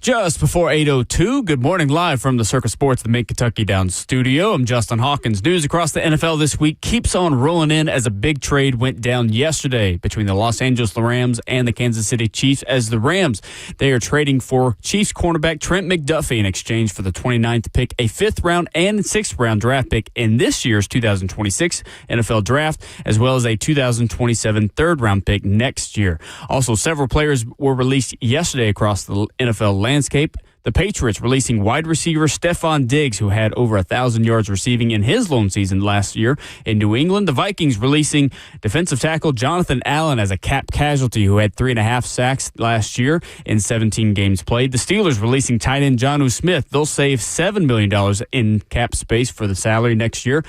And this morning, per Ian Rappaport, the Falcons are releasing wide receiver Darnell Mooney, who is going to count for $18.4 million against the cap this upcoming season. And the Nashville Predators, locally, they had another trade yesterday, sending defenseman Nick Blankenberg to the Colorado Avalanche in exchange for a 2027 5th-round draft pick next year. The Preds are back on the ice tonight as they host the Boston Bruins at Bridgestone Arena with a 7 p.m. puck drop. For all your foundation repair and waterproofing needs, you got to go to USSTN.com. Breaking news at once on your home for the Titans and Vols. This is 104.5 The Zone.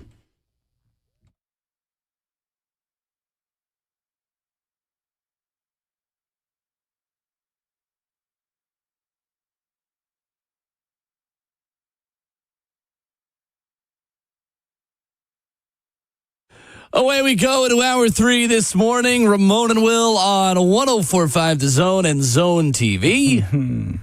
A beautiful, beautiful March morning in Music City. You can hop in at 615-737-1045. I've got a take about someone I think the Titans should be interested in that's probably going to surprise you coming up in 15 minutes. I want to hear that. Also, if you're not outside today, you cheating yourself. It's the kind of day where you ask your teacher if you can have class outside. Facts. Ask your boss if you can have work outside. No doubt. Beautiful day. Also, I got another nugget to add to put a bow or cherry on top to our center conversation at some point. If you're just joining us, we've been breaking down the film on Baltimore Raven Tyler Linderbaum and Buffalo Bill Connor McGovern. Great stuff from Ramon in the last hour, as always, on the differences between the two and the different types the Titans could be looking for. What do you have to add to it?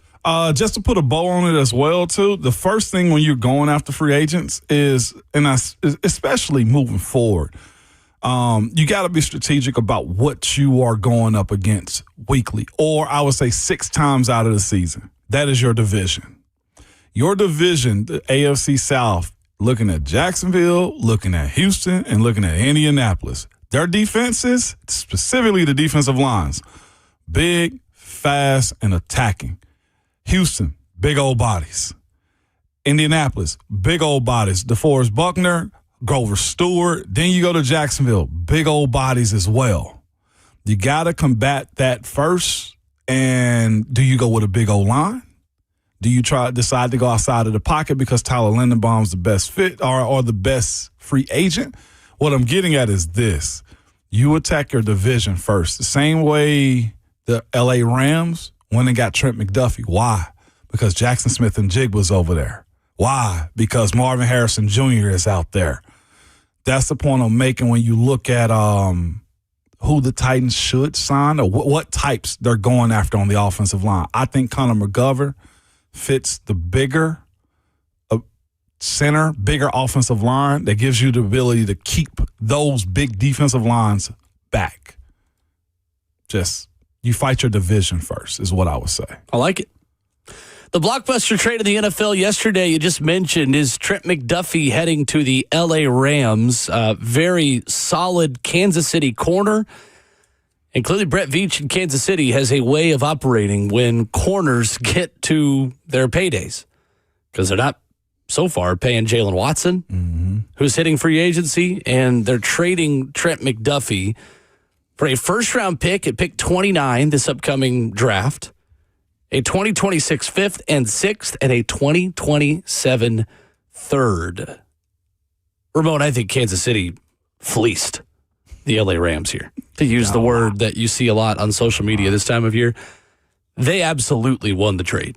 A first and a third and a fifth and a sixth for Trent McDuffie is a steep price to pay. Yes, it is. And I go to the why as well. Like, if this is Matthew Stafford's last run, they feel like if it was the passing game, they got them, kicked out of the playoffs, then these are the moves that you make. It's just that, like you said, comes attached with that, Will, is one, losing draft picks, and also a contract's got to be had at that point too.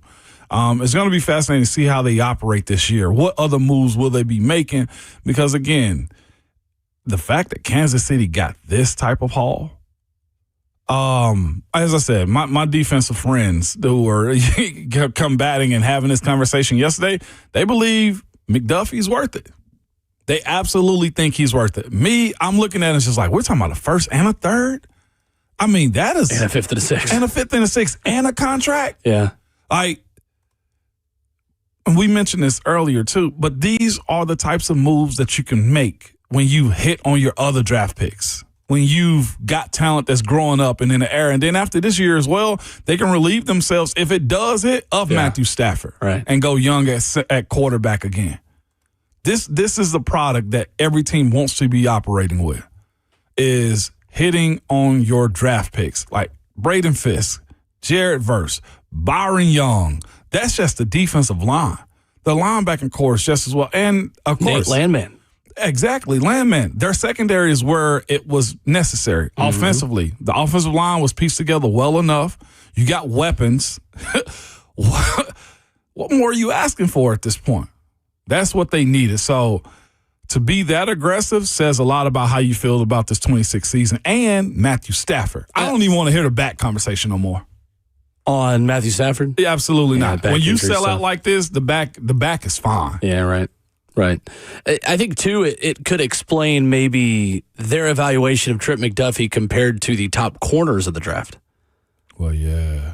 You could spin that a number of ways. The way they will view it in L.A. is we prefer Trent McDuffie over, or at least in addition to, whoever we could draft at the cornerback position with the number 13 overall pick, which they still have, by the way. Mm-hmm. On one hand, you could believe that Mansour Delane or Jermod McCoy or Colton Hood aren't up to the standard that you want at 13 compared to Trent McDuffie as an immediate impact player. On the other hand, you could believe that just get them both and build a Monstars of secondary. Yeah. On the third hand, you could believe that one of those guys you love isn't guaranteed to be there with the number 13 overall pick. We will never know, and maybe we won't know until after the draft, which of those three pots is actually legitimate. But however you spin it, the Rams are planting their flag in the foundational NFL roster-building principle that having a mid-20s player who you already know is good is more valuable to them right away than a player in their early 20s who has no guarantee of being good, but also could be great. Right. Trent McDuffie is great. You just had to pay a very pretty penny in order to do that. When you have built a deep roster with day 2 and 3 draft picks that you love, you have the luxury of making a move like this. And Trent McDuffie's tape is hot. The best of the best, he's covering. He's knocking balls out again. You can go look at the George Pickens knockout where George had him, and he punched the ball out as well. He's locked down A.J. He can cover your tight ends if you need him to. He's not ever really in a bad spot. And another reason this move was made, too, and you brought this up as well, Will, they were able to make this because of the Atlanta Falcons. You mentioned it earlier. It was the trade for the James Pierce Jr. pick, which is now looking very foolish for the Atlanta Falcons. It's not looking great. But again, I got to give credit to the Rams. They did it when they realized they had Aaron Donald in his prime. They went out and got Jalen Ramsey. They ain't got an issue with going to get elite corners. I need to look back and see what that trade was for Ramsey going back at that time. But if you can go get your elite corner, you got your quarterback already, you got to trade for him. Your run game is solid. Defense is growing up still. Between Jared Verse, Braden Fisk, and I forget who else is on that D-line. They got Kobe Turner. Kobe, yes, that's who it is. Kobe. Byron, they're set. Yeah, they are set. Rush and coverage work together, and they got solid players at both. I don't see how they continue to do it. For Kansas City, it's a really interesting spot they're in because now they have picks 9 and 29 in the upcoming draft.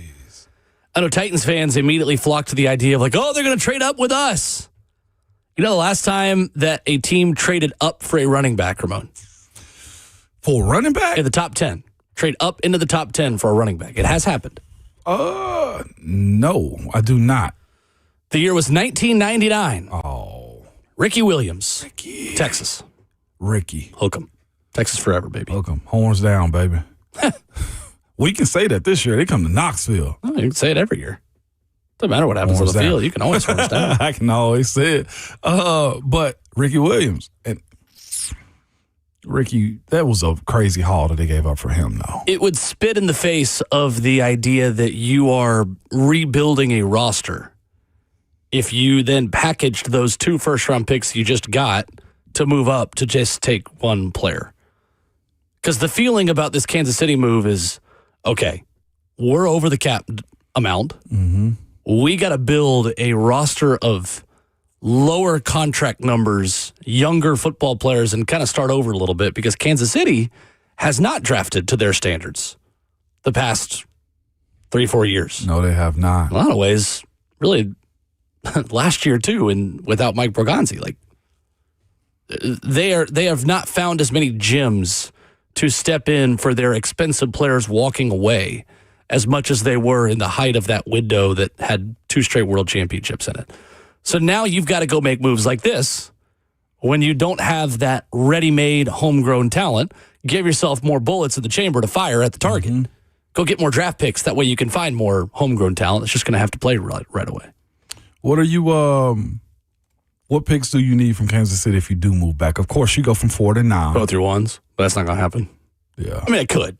You never say never. Never say never. That would certainly favor the Titans, that trade. Yeah. Let's talk more about that at 9 o'clock. Sure. 615-737-1045, our number. Is there any world where the Titans should be interested in Stephon Diggs? I think there is. We'll talk about it next.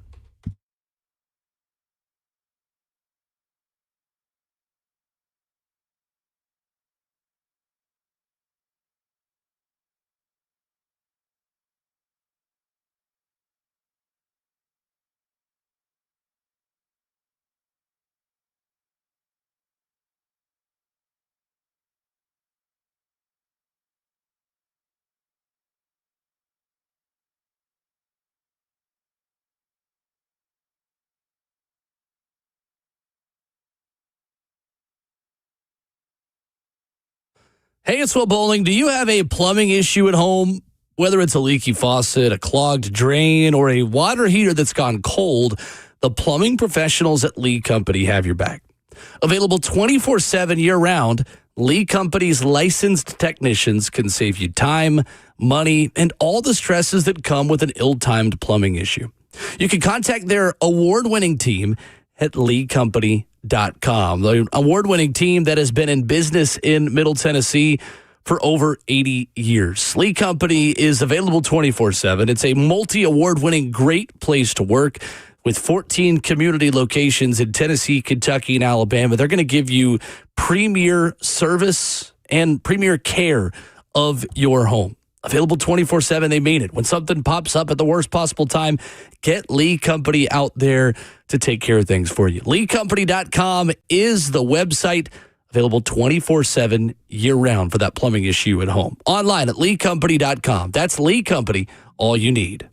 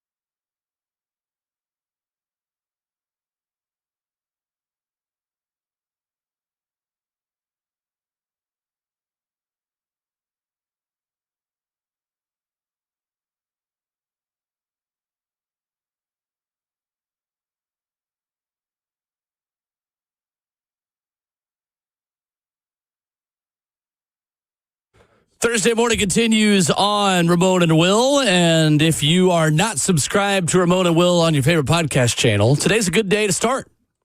Especially if you want a good breakdown from Ramon on which center the Titans should sign. Good analysis by Ramon, as always, that you can get at 10 o'clock wherever you download podcasts, Apple Podcasts, and Spotify, where you can go. We love it if you subscribed while you're there. So, Stephon Diggs is available. Released yesterday by the New England Patriots. He is 32 years old. Ramon, what do you think his market looks like this time around in free agency? Because last year, coming off a major injury, weren't a ton of takers. No. Patriots gave him 3 years, $69 million. We said wholly overpay. And then, as always, it ended up being just a one-year deal. What kind of interest does he attract this offseason? Depends on what the offices in New York decide on him. I almost feel like with his public, I guess, lawsuit, whatever it is he has going on right now, where he pled not guilty in, that might lead to some type of suspension. And that's a matter of late, like off-season signing to me. It's kind of where I see him at. It'll be a one-year deal, in my personal opinion, and watching how this league operates, especially when you make headline news and stuff like that. Like, he just came off a 3-year deal in which he only got 1 year out of it as well. I personally don't know if it's a match for him in Tennessee, but his market in general is probably going to be a 1-year deal. It's hard to really gauge what wide receiver numbers are going to end up being. Do I think he's still a weapon? Yeah, especially post 2 years of the injury that he had. But do I view him as a early offseason signing? Just not with this case hovering. Absolutely not. Stephon Diggs on the field, just evaluating the football player first. Had over 1,000 yards last season, a team-high 85 receptions with Drake May, Mike Vrabel, and the New England Patriots. Catching 82.5% of his targets last season. He caught 85 of 103 balls thrown his way. That is the second highest reception percentage among wide receivers with at least 100 targets in the last 10 seasons. That's a credit to Drake May for throwing a lot of accurate footballs. That's a credit to Stephon Diggs for catching those accurate footballs.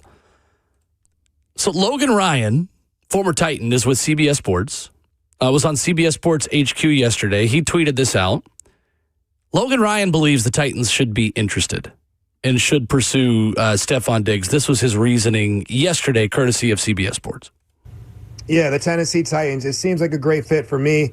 They obviously need help in that wide receiver room. Too many drops last year. A lot of guys leaving the room. I don't even know who's coming back in the room. There's that much. They're going to draft wide receivers, right? And a lot of this is going to depend if guys are going to be found in the draft. I don't know if Stephon Diggs is going to be a day one free agent signing. He might have to wait a little bit. So the draft might determine that.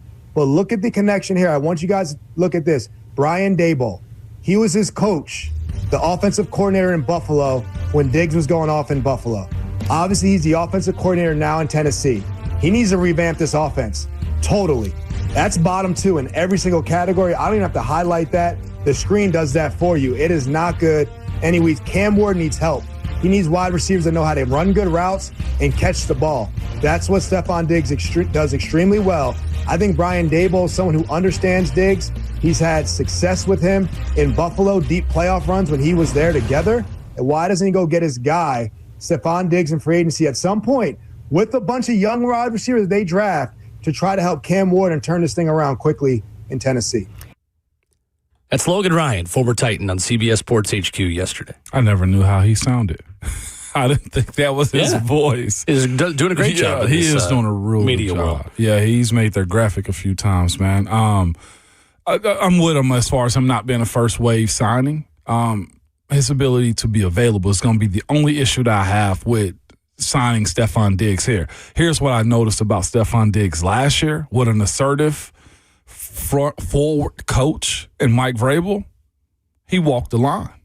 I don't think, as far as I understand, as far as Stephon Diggs being outside of the lines with his teammates or just making public issues, locker room no stuff. He walked the line. I thought professionally he had one of his best years as far as catching the football, no on the field antics, no none of that type of stuff. Now, move yourself to Nashville, Tennessee. Robert Saleh seems to be the same type of guy. And Brian Daboll, too, who knows how to coach Stephon Diggs. He's done it before. There we go. And here's the other part, too, I think is a nice feather in the cap when it comes to Stephon Diggs. Diggs played with a second-year quarterback. If he does find himself to Nashville, Tennessee late in the summer, he's got another one in the Cam Ward that is not like he's going to be pressing Cam to get him the ball. Now, again, the point to be made is if Stephon Diggs' price is cut in half, whatever half is, and you also, let's say you still sign Alec Pierce, I'll say this. Who do you go to first? Because Alec Pierce numbers suggest he should get 100-plus targets. Stephon Diggs, all he ever had in his career. It's 100-plus target, like, the years. There's room for both, right? It should be. But sure. Again, if Alec is on a heater, what do you do with Diggs? Can you keep Diggs under your thumb? You know what I'm saying? Like, and I know that don't matter. It's like, get him. But good problem to have. It is a great problem to have. But that is something where Robert Saleh and Brian Dable will have to have an understanding with Diggs. Is like, hey, I don't want to say you're not a Super Bowl team, but projection is you're probably not ready for it just yet. Can you handle the grind with us?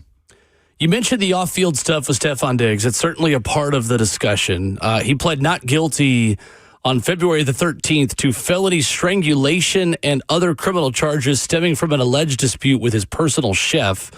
That arraignment was postponed until after Super Bowl 60, so he could play in the game. At the arraignment, he was scheduled to next appear for a pretrial hearing on April 1st. And according to court records, the chef told Dedham officers, Dedham District Court in Massachusetts, that she and Stephon Diggs argued about money he owed her for her work. During the December 2nd encounter at his home, she said he smacked her across the face and tried to choke her using the crook of his elbow around her neck, leaving her feeling short of breath. Diggs' attorney has said he, quote, categorically denies these allegations, calling them unsubstantiated and motivated by a financial dispute. The Patriots released a statement saying they support Diggs at the time. Diggs' attorney, Michael Schuster, says, quote, I don't think there will be a deal because I don't think he is liable or guilty in any way, shape, or form. He is completely innocent. He will be completely exonerated. I don't want to say let's set those things aside to talk about the football player because those things matter. And those things are a very serious accusation. So let's start there to say that part of evaluating if Stephon Diggs is a potential option for this team or any other team is checking in on what really happened here and if he's guilty or if he is liable and understanding the kind of human being you're bringing into your locker room. So that's number one. No doubt. But I will say, Ramon, on the football field, I think this makes a ton of sense. I think it makes a ton of sense. It does contradict a lot of what this organization stands for in locker room culture guys. And it is hard to say on one hand that you're okay with trading away Jarvis Brownlee and Tavondre Sweat, who, according to reports, didn't have the best reputation in the building for a personality like Stephon Diggs. Mm-hmm. Not saying those are the exact same types of people. I'm just saying there are some of the similar red flags in terms of the off-field stuff that you've got to deal with. And part of that stuff is the case that I just illustrated. But Ramon, in 2 seasons with Brian Dable as his OC, Stephon Diggs had 230 catches for 2,760 yards and 18 touchdowns in 33 games. If you signed Stephon Diggs, what are you asking him to be? In my opinion, you're asking him to be what you hoped DeAndre Hopkins would be here. Here's the good thing about if he turns into DeAndre Hopkins. What did the Titans do, Ramon, when DeAndre Hopkins and his production started to go downhill? Got sent off. For what? He got sent off for not wanting to play football. No. What did they get in return? Was it I forget what they got. They got a draft pick in return, is my point. Okay. I was about to say, which one did they get? I remember they ended up getting a draft pick for him, but it's the same stuff that you're speaking about when you're dealing with these, and I say these type of wide receivers, the premier guys that are on the ladder down. Asking Stephon Diggs to come here as an option and not the option is something that makes sense for me, again, on the field, because if it doesn't work, I think he's a trade deadline commodity. I think you could get a parachute back for Stephon Diggs. Okay. If you feel like, you know what, this marriage doesn't fit. Again, you're going to have to check on the off-field stuff. That is the elephant in the room with Stephon Diggs. It sounded like they feel very confident. Now, that's his lawyer speaking, and also the Patriots, supported him. They supported him. And Mike Vrabel played him after this happened. Sure did. Like, he was not suspended by the team. He was not taken off the field. He continued to play football for the New England Patriots this past season. Yeah. All that being said, all the facts that we have, I still think you could get something for him, even if you felt like he didn't hit the heights that you hoped, or if you feel like he's blocking Alec Iamanair from growing, or Chimere Dike, or keeping someone else off the field. Okay, so the question is then, though, too, where does Diggs fall at? Like you said, we're not putting aside the issues, but let's take both all into account. Sure. Yes, there's something there. The Patriots backed him up, and his lawyers have said he's going to fight it. Mm-hmm. All right. And they're not going to settle because they don't feel the need to. They don't. Yes, exactly. Where does he fit in the pecking order of signings then as well? Is it with Alec Pierce? Is it with what's his Wan'Dale Robinson? That's what I would consider. Is Wan'Dale Robinson and Stephon Diggs. Okay. Because I don't think Wan'Dale Robinson's going to cost you Alec Pierce money. No. And I think that financially, and then at this point, you're probably cutting Tony Pollard. Because that's a lot of money to invest in your offense. And by the way, we need a center. So Connor McGovern's in there as well. Like, I get that if you're asking me, is this going to happen? I would be very surprised if the Titans signed Stephon Diggs. I'm simply giving you the case for why, to make the larger point that I made yesterday. This team can't be scared of going after good players. Like, the Patriots gave you a template. The Bears have given you a different kind of template. If you want to go sign good football players and try to chase this thing this year, there are smart ways to do that in free agency. Mm-hmm.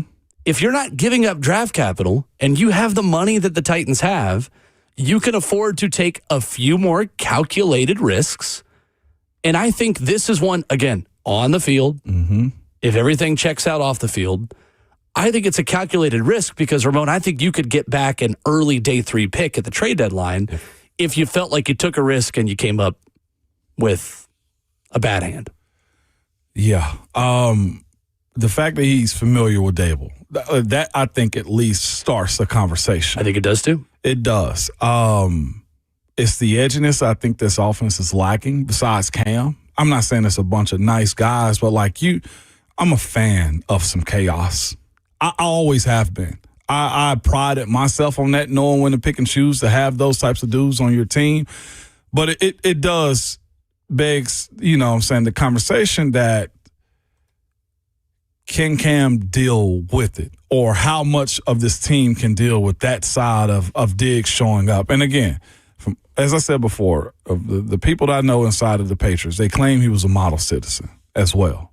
So if he can settle that case, I'm willing to have the conversation there. But until that case is somewhat more clear, then no. What you do know is this: if he is a late June or July signing, at least the offensive structure is understood by him and Brian Dable. I don't think there's a whole lot of learning that has to be had at that point. And again, 2 years removed from the injury, you kind of, to your point, beggars can't be choosy when it comes down to trying to outfit this team with talent. And that's, I think, your biggest point. That talent is my point. Is needed. I'm not going to sit here and say the Titans have to sign Stephon Diggs or the Titans need to go all in for him.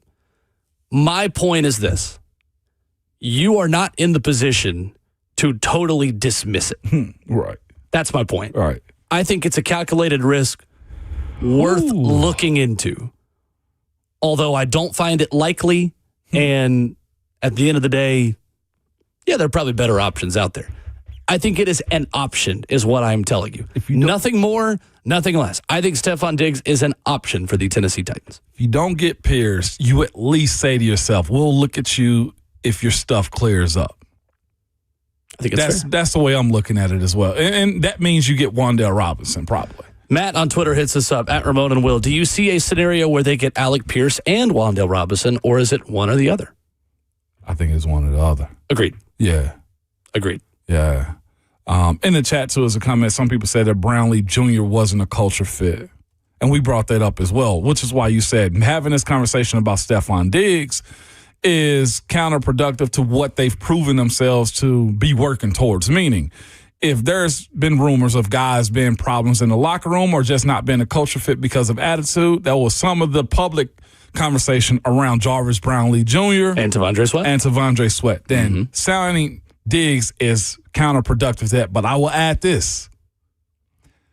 You always overlook those issues for talent. The NFL is a contradictory league. That's the point on both those guys. Yeah. If your talent outweighs your baggage, then I'm cool with you maybe being a little bit of a character. Yeah. Character has a lot of different offshoots of what that can mean, by the way. But I mean character within the lines of the law, first of all. Because there's nothing that is going to justify if you are getting major, major legal trouble. Like, I don't have any time for that. But T'Vondre Sweat had 2 sacks this year. Yeah. Jarvis Brownlee is a day 3 corner. Yeah, it was a candy bar on game day. Respectfully. 2 things can be true at once. Yeah. Those players weren't excellent culture fits from what we know, and at the same time also weren't playing up to the standard on the football field that they were expected to play to. Stephon Diggs just did. He had 1,000 yards at 32 when a lot of people thought he was cooked, thought he was done. No doubt. I'm fascinated to see what his market looks like because on one hand, he kind of had to settle for New England last year, a place that was not seen as an attractive destination. No, it was not. It was just a place to go get paid. Yeah. And now, though, after the amount of catches that he had, the production that he had, and then also this legal dispute, on one hand, I think he could be a ring-chasing type piece, like Mike Evans. Right. On the other hand, I don't really know because I do think the off-field stuff is a legitimate conversation with him. No doubt. I see a comment there. Diggs is a bad person. End of story. So was Pac-Man. So was Antonio Brown. So was so many other players around this league. I'm not going to say anyone's a bad person like that. I know within reason if I don't know them. It's football bad is what they're saying. I agree. I mess with Pac-Man. I think Pac is cool. I'll be completely honest with you. But the perception of Adam Pac-Man Jones is that he's a bad dude. But you know what it was? He stayed employed because why? He had a unique set of skills that allowed him to be that type of guy on your team. And that's what I'm pointing at as well when we speak about Diggs. If his case does settle, if it settles, and you feel like he's worth it, this is a hypocritical league, y'all. They're going to go find talent. Rashee Rice, right? Yeah. I mean, Christian Barmore in New England had another thing off the field as well. This is a hypocritical league. This league isn't built on morals, respectfully. And I'm saying that tongue in cheek. I'm saying if you got talent, they going to come get you. Period. 615-737-1045. Guess who is at the Titans facility right now? Not me. I'll tell you coming up next.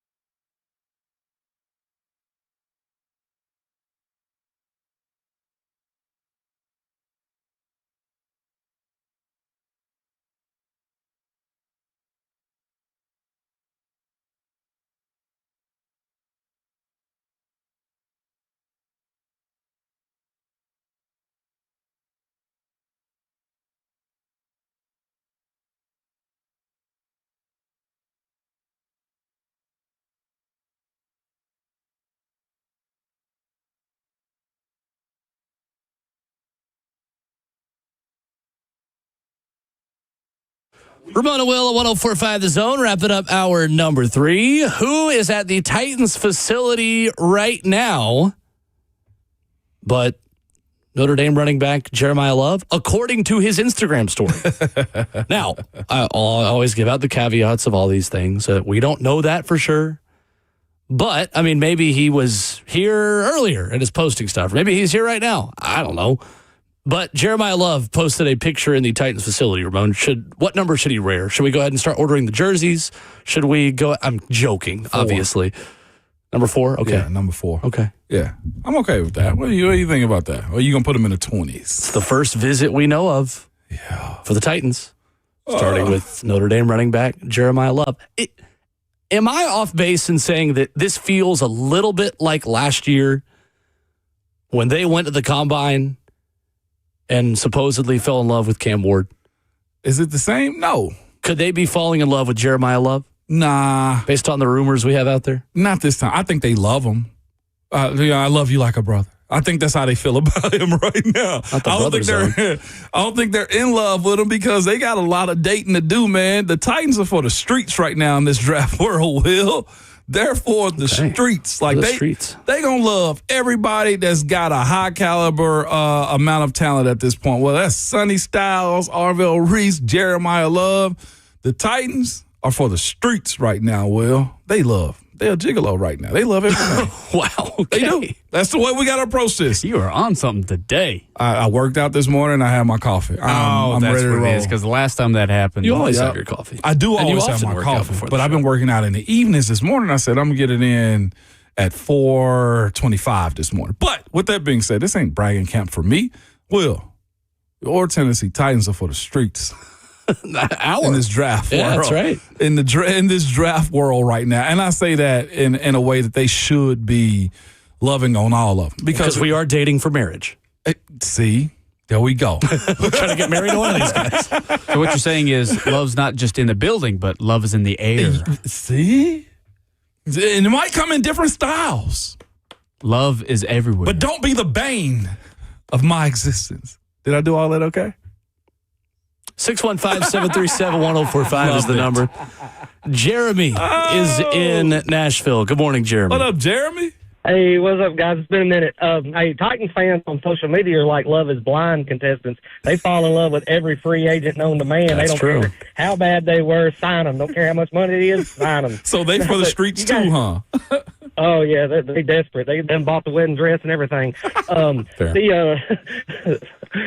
you guys were talking about Pac-Man earlier. Like, I've been around, now I grew up here, and, you talk about fans hearing stories and stuff like that. But back when Dave and Buster's was Jillian's, my cousins went in there to have a birthday party, and there were a couple of Titans players in there, some of the big-name faces, and the kids approached them, and they kind of brushed them off, didn't want nothing to do with them. But Pac-Man stepped up, and he signed autographs with the kids and sat there and bowled a game with them, and, he made my cousin's birthday. So, not to say that all these guys are bad guys. Sometimes they just might make bad decisions. They're human like the rest of us. I'm still listening, guys. I'll talk to y'all later. Have a good one. Appreciate you, Big J. Thank you, Jeremy. Big J journalist out here with that little nugget, man. That's right.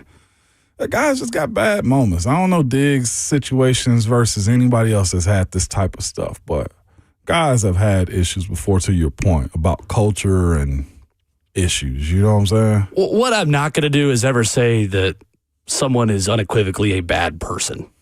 We all make mistakes, and we're all one big mistake away from being in a really bad situation. And we also don't have millions of dollars to our names, and the temptations and the attention that comes with that, and the pressure and anxiety and the all of it. So I don't want to ever talk about these human beings, because that's what they still are, more than just chess pieces on a board you move or names on a whiteboard in free agency. Like, these still are people. Mm-hmm. And I'm never going to sit here from a cushioned seat in an air-conditioned room, having never played this sport or been in this situation, and call somebody a bad person. Right. We all make mistakes.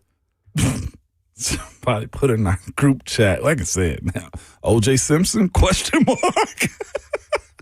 Maybe that's the exception. I'm just kidding. Kind of. Y'all are wrong. I would be surprised to see the Titans go for Diggs. I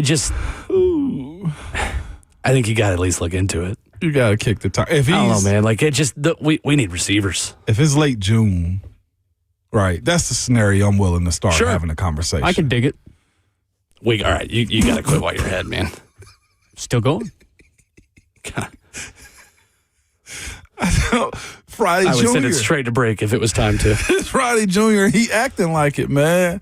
But that's the point, I think, that's why we're speaking about these guys in this draft. I feel like not picking at one like you were last year gives you more flexibility to kind of really evaluate what's best available.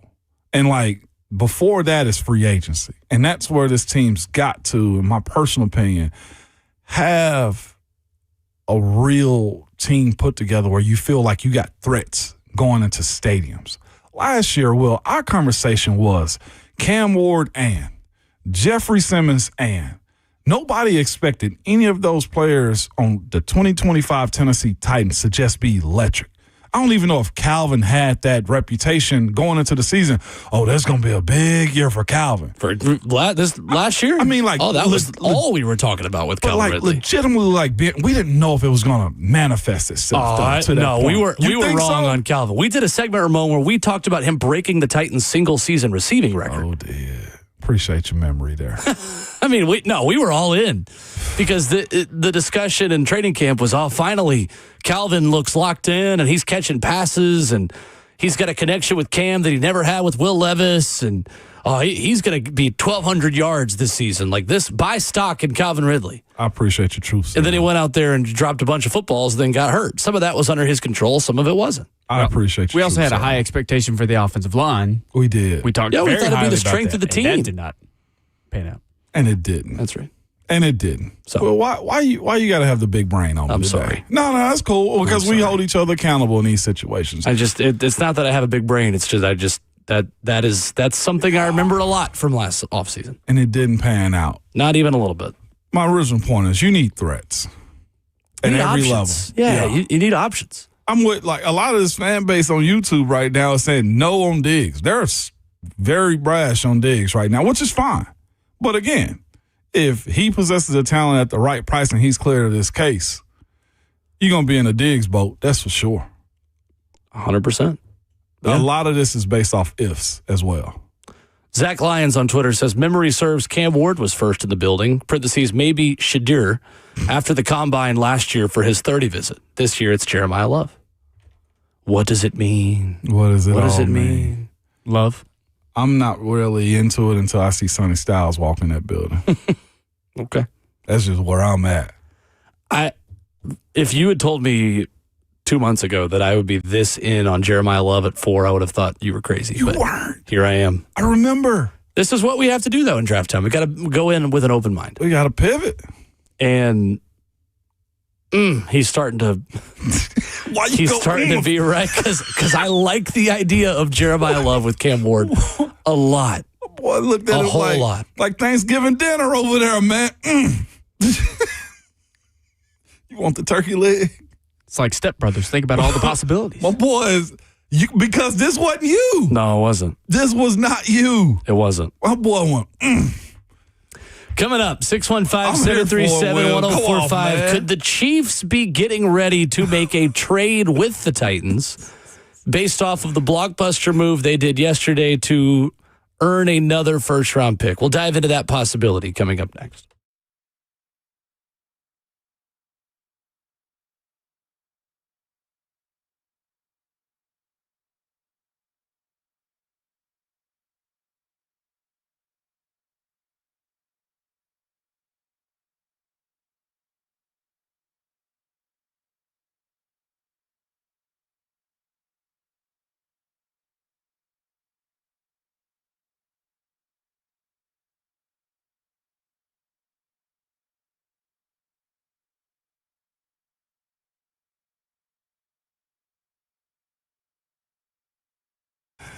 Genesis Diamonds has quickly become one of the largest dealers of luxury pre-owned Rolexes in America, and they're having a huge Rolex event. It's this Friday, which is tomorrow, and Saturday.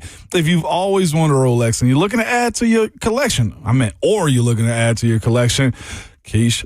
You can't miss this epic 2-day sale featuring stunning new selection of these hard-to-find watches. Submariners, Daytonas, Pepsis, Batmans. Genesis has all the most popular models in pristine condition. Some models are still in the box, never worn before. But during this event, you can take advantage of special financing, which is up to 5 years. And with the purchase of any luxury pre-owned Rolex at this event, Genesis will give you a pair of 4-carat lab-grown diamond stud earrings for free. Now, if you already got a Rolex, bring it in to sell or trade or get top dollars for yours. But I'm telling you, don't miss this chance to get the luxury timepiece you've always wanted and get a free pair of lab-grown diamond studs as well. It's this Friday and Saturday only, and only at Genesis Diamonds. It's your home for the luxury pre-owned Rolexes. They're located in Green Hill and Cool Springs, but of course, see store for details and while supplies last on approved credit.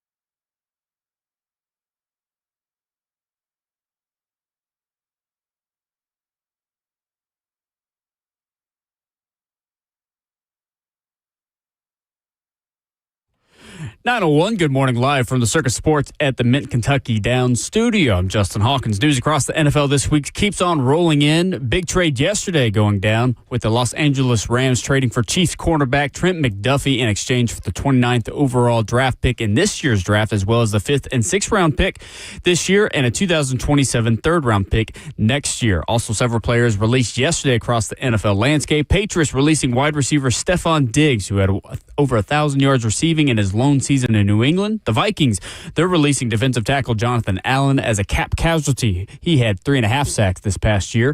The Steelers, they're releasing tight end Jonnu Smith and will save $7 million in cap space this year. And also this morning, per Ian Rappaport, the Falcons are releasing wide receiver Darnell Mooney, who is going to count for $18.4 million against the cap this upcoming season. And the Nashville Predators, they keep on making trades, as yesterday they are sending defenseman Nick Blankenburg to the Colorado Avalanche in exchange for a 2027 fifth-round draft pick. The Preds back at it on the ice tonight, hosting the Boston Bruins at Bridgestone Arena with a 7 p.m. puck drop. For all your foundation repair, waterproofing needs, you've got to go to USSTN.com. Breaking news at once on your home for the Titans and Vols. This is 104.5 The Zone.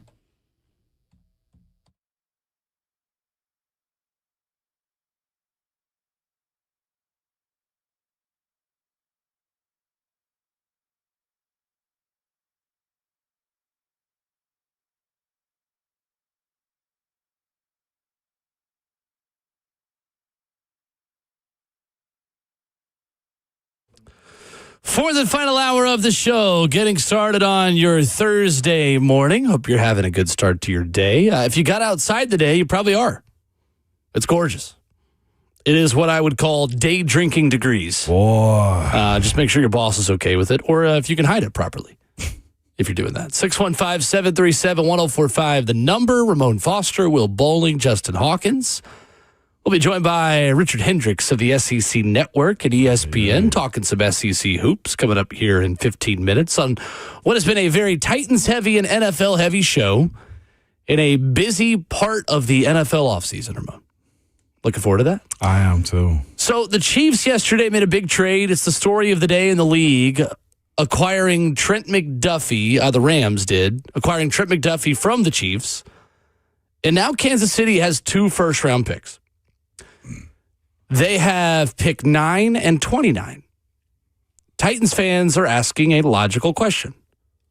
Are they getting ready to make a trade up with us and their old friend Mike Bergonzi? Maybe they want Jeremiah Love. Maybe they want Arvell Reese. Maybe they want to go up to 4. Ramon, is that realistic from the Chiefs' perspective? Let's start there to say that they're going to make this move, offload Trent McDuffie, and then package up 9 and 29 and go up to 4. Yeah. Definitely. You think it makes sense? For them, absolutely. They're still in the window. As long as they got Patrick, they are in the window. And offensively, he needs a ground game. I will say with what he dealt with, what was it, the Philly game, the Philly Super Bowl, where he got beat to shred, right? They ended up going to get him an offensive line. They found ways to do it on top of his defense as well. I don't have a consistent run game. The run game is watching Patrick go side to side, go side to side and find guys like Kelsey, who's aging, and I think a free agent as well. A back like Jeremiah Love satisfies losing Kelsey potentially and letting Patrick Mahomes get back healthy. I think it makes 0 sense. Really? I like when we go opposite. For Kansas City. Tell me. What do we know about this draft? It is a solid starter draft, especially as you get deeper into the first round. This is not an elite playmaker, 5-star talent draft at the top. It's not a great year to have a top 5 pick, unfortunately. Now, the exception to that is Jeremiah Love. But as we talked about in the last hour, the last running back who was drafted after a trade up in the top 10 picks of the NFL draft was Ricky Williams in 1999. I don't think it makes any sense for Kansas City to, on one hand, stockpile picks to reset their roster that is too expensive and too old, and then turn around and take those 2 top picks and turn them into one player at a non-premium position when you need edge, when you need corner, when you need offensive line, when you need wide receiver. They got more needs than what a team that could make that move should have. So I think it makes no sense for Kansas City. I think it makes a ton of sense for the Titans to go back from 4 to 9 and get 29. The Titans need really good football players. The Titans have a number of holes they have to address. If you are telling me that the Titans with 9 and 29 could go get Mansour Delane or Jermon McCoy or Reuben Bain Jr. or Caleb Downs, Carnell Tate, Mekhi Lemon, like we could start getting into a different neighborhood of prospects. That's true. And then also get someone like Denzel Boston or Omar Cooper Jr. Or a tackle. Like then you start to look at, okay, maybe we could address left tackle if we have another first round pick. I just don't think it makes sense from the Kansas City perspective. I think we are viewing them as in a window, which is correct. But Patrick Mahomes is the reason they're in that window. How good was that team when Pat got hurt? That team was mediocre. They were terrible. They were worse than mediocre. They were awful. That team was the team that I used to play against all the time until they got Patrick. That to me is the illustration of who that roster is. So is they need those picks. I think they badly need those picks. Yeah. I think they were struggling with him last season. Yeah, of course they were. But I mean, they weren't terrible. They were mediocre. Right, as soon as he left, right? Yes, they go downhill. But then also losing Gardner Minshew again. Dude, so with that being said, then, if we feel this way about what they need, is Kansas City far removed from a run again? Like that? I think that's they a are. real question. I think they have been passed in the AFC West by Denver, and honestly by the Chargers. Like I think that they are in a really tough spot to reset with a lot of money being made by your quarterback, by your defensive tackle, and Chris Jones. And it's not just that. They've not drafted well enough, Ramon. Have not. In the later rounds over the last 2 or 3 cycles, the way they did as they were winning back-to-back world championships. Because a number of those guys now are free agents. They don't have the young players to backfill for a Jalen Watson, for a Trent McDuffie, and players like that. You think Houston has leapfrogged them as well? As far as team structure and talent? That's a good question. question. I know Patrick beats out C.J. Stroud all the time. I'm just looking at how they combat him. You know what I'm saying? Just what are they in comparison to the rest of the AFC? Because when you say Denver's leapfrogged them, like I do look at everybody else when it comes down to how they've competed in the AFC. Like Houston beat Kansas City last year. I think Kansas City and Houston are living in the same neighborhood of second-tier AFC teams. Who's the top tier? New England? Oh, I'm slow on that one. Really? I mean, they just won the AFC, so I think you have to put them in the top tier. Just based on that alone, they were in the Super Bowl. Can I put the asterisk up? Because of strength of schedule? Yeah. Okay. I wouldn't. Top in the AFC. Denver is the 1 seed. Denver. Buffalo. Jacksonville. Have to be now. I agree. Although I like Houston over Jacksonville. Anyone in the AFC North? I don't think so. No. Chargers second tier. And Houston. Did we consider Indy before Indy fell off? Yes. We did. We did. And then they fell off. And then they fell off. Everybody got hurt. AFC got a problem. AFC is lagging way behind the NFC right now. They're way Not even behind. close. Not even close. Yeah. Okay. Alec Pierce on Kay Adams' show. We can play this again here real quick. We played it to start the show this morning. Talking about free agency options. Colts wide receiver who is out there and did not get tagged by Indy because they transition tagged Daniel Jones. The white whale of free agency for the Titans. I think someone who makes perfect sense for what the Titans need at wide receiver. Kay Adams asking him about what is next on her show yesterday. So knowing they have the quarterback now, how does that affect the way you're thinking? What's important to you? Yeah. At this point now, it's like I love Indy. I've loved playing there. Great organization, great people in the city. Just a ton of support. I know we haven't been as good as we could be, and I know we can be. But yeah, now at this point, kind of earned the right to explore free agency, see what's out there, and just make a decision that's best for my career and for my family. So knowing they have the quarterback. Later on in the interview, he said, being in Indy, I've played with a ton of different quarterbacks. And was asked what is important to him. He said, quarterback play and stability. Stability in a franchise, winning culture, things like that. When was this interview? Yesterday? Yesterday. With that being known and hearing it the second time, he got the news. He gonna hit the market. He gone. I think so too. Yeah, he gone. I think so too. Zach in Hendersonville, he gone. You a resident Colts fan? Will. He gone. I think for me, the fact that he's hitting the market doesn't necessarily mean he's leaving Indy, but he's going to go to market and see what he can get. Now, you may have conversations enough that say, oh, well, that's not too different from what the Colts are going to give me. But the Colts are, in my opinion, incredibly dumb for even letting it get to this point. I think it is crazy that they let things get to this point. At this point, they've gone to the combine. He understands what the Colts feel about him. And it could be heartbreaking, this type of stuff right here. Like, you hear what you expect your market to be, and then they tell you what your market is. It seems to me like Alec Pierce got some unfavorable numbers probably from the Colts. Here's Alec Pierce on potential landing spots with Kay Adams. How close are y'all to getting something done?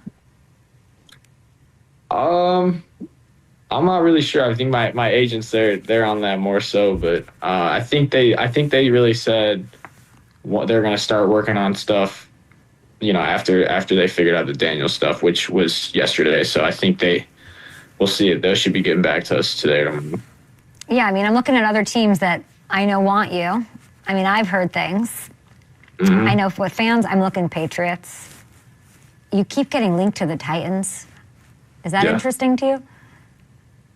Yeah, I mean, that's, it's a good spot. It's close. And a lot of money. You would be such a game changer for Cam. Oh, my God. I can't even imagine what that would be like. Giants, Bills. Bills is another one.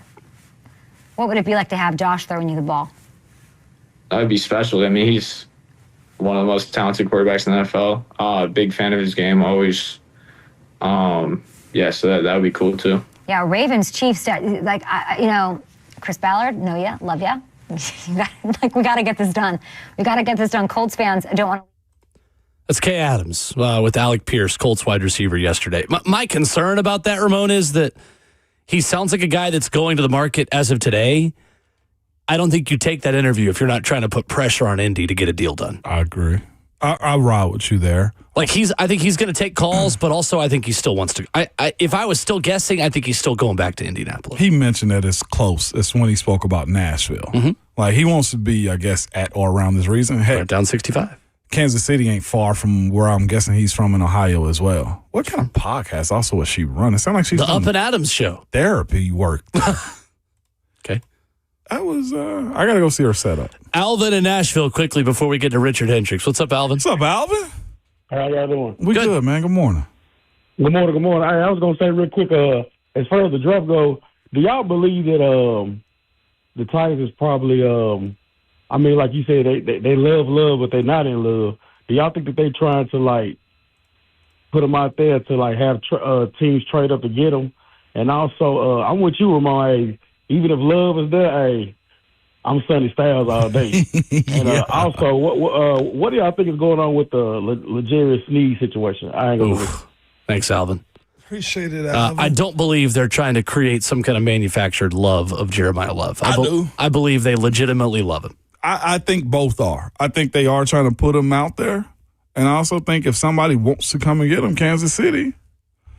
Yeah, I just think maybe if you did that too much, then what's to stop a team from going up to 3, right?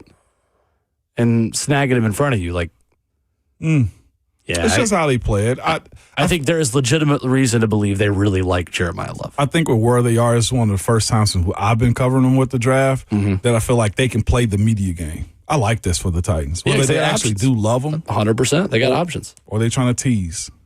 L'Jarius Sneed thing, at this point, I don't think he's going to be a Titan much longer.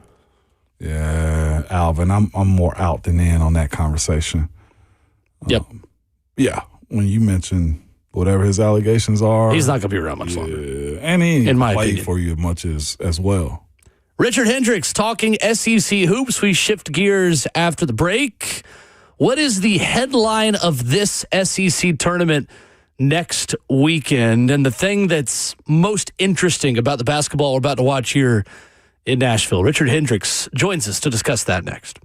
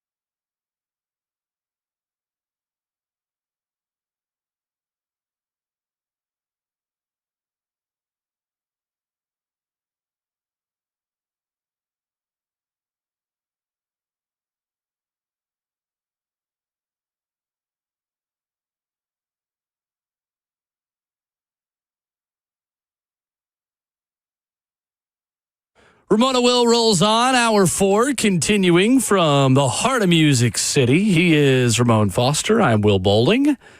Pleased to be joined by our good friend Richard Hendricks of the SEC Network, talking SEC hoops. Richard has been crushing it this season. Yes. He is everywhere. On the call for Florida's beatdown of Mississippi State the other night. Richard, how we doing? Good morning. Doing great, guys. Doing great. Thank you for having me. Man, I'm Absolutely. surprised we can even get you, man. Like, as hot as you are, Everywhere. you pick up the phone still? Jeez, Rich. Hey, I'd always pick it up when you guys call. A lot of fun when we get to talk a little basketball. It's basketball season right now. That's exactly right. Y'all are all alike, Richard. You and Ron, y'all can't wait to say it's basketball season right now, man. Y'all, I love it, though, because we do impede on you guys' season often with this football stuff. Well, it's all right. Listen, everybody's a basketball player at heart. You know, I like to think that, everybody can hoop. If you walk through a gym and there's a ball sitting on the ground, everybody's going to pick up and shoot a free throw or a layup. So everybody's a hooper at heart. We just got to show it a little bit of love during basketball season. This is true. I love it. This is true. I totally agree. Richard, as the SEC regular season wraps up this weekend and the tournament comes to town next weekend, what is the big story you are most interested in come SEC tournament time next weekend? I think the big story is, can anybody beat the Florida Gators? Yeah. This is a team right now that is on an absolute tear. I think when you talk about the defending national champions and people had high expectations, but you didn't know what to expect when you lose 3 guards going to the NBA. Well, Todd Golden has retooled this team. They play with the elite premier front line in the country, and they play such a connected style where they can defend and really just shut down everybody. I mean, so they've been on a tear as of late in the SEC play, and that's got to be the question in this SEC tournament. Is it going to be Florida or the field?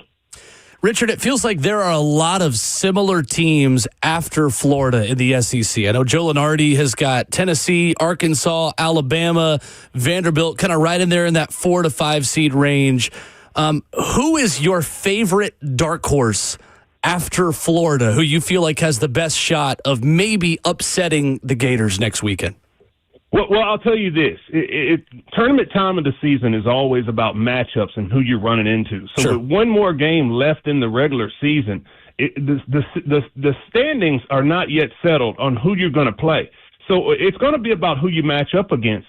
If you're Tennessee, then you're a team that obviously you're the top offensive rebounding team in the country. You lean on your defense and physicality, and that might be a brand of basketball that can beat Florida. But it's going to be about how do you go about running into them. Is it going to be in the finals because maybe you got the proper side of the matchups? If you're Alabama, you're on the 2 line right now. Can you hold on and beat Auburn at home and hold on to it till you can possibly run into a front line that's tired in the championship game?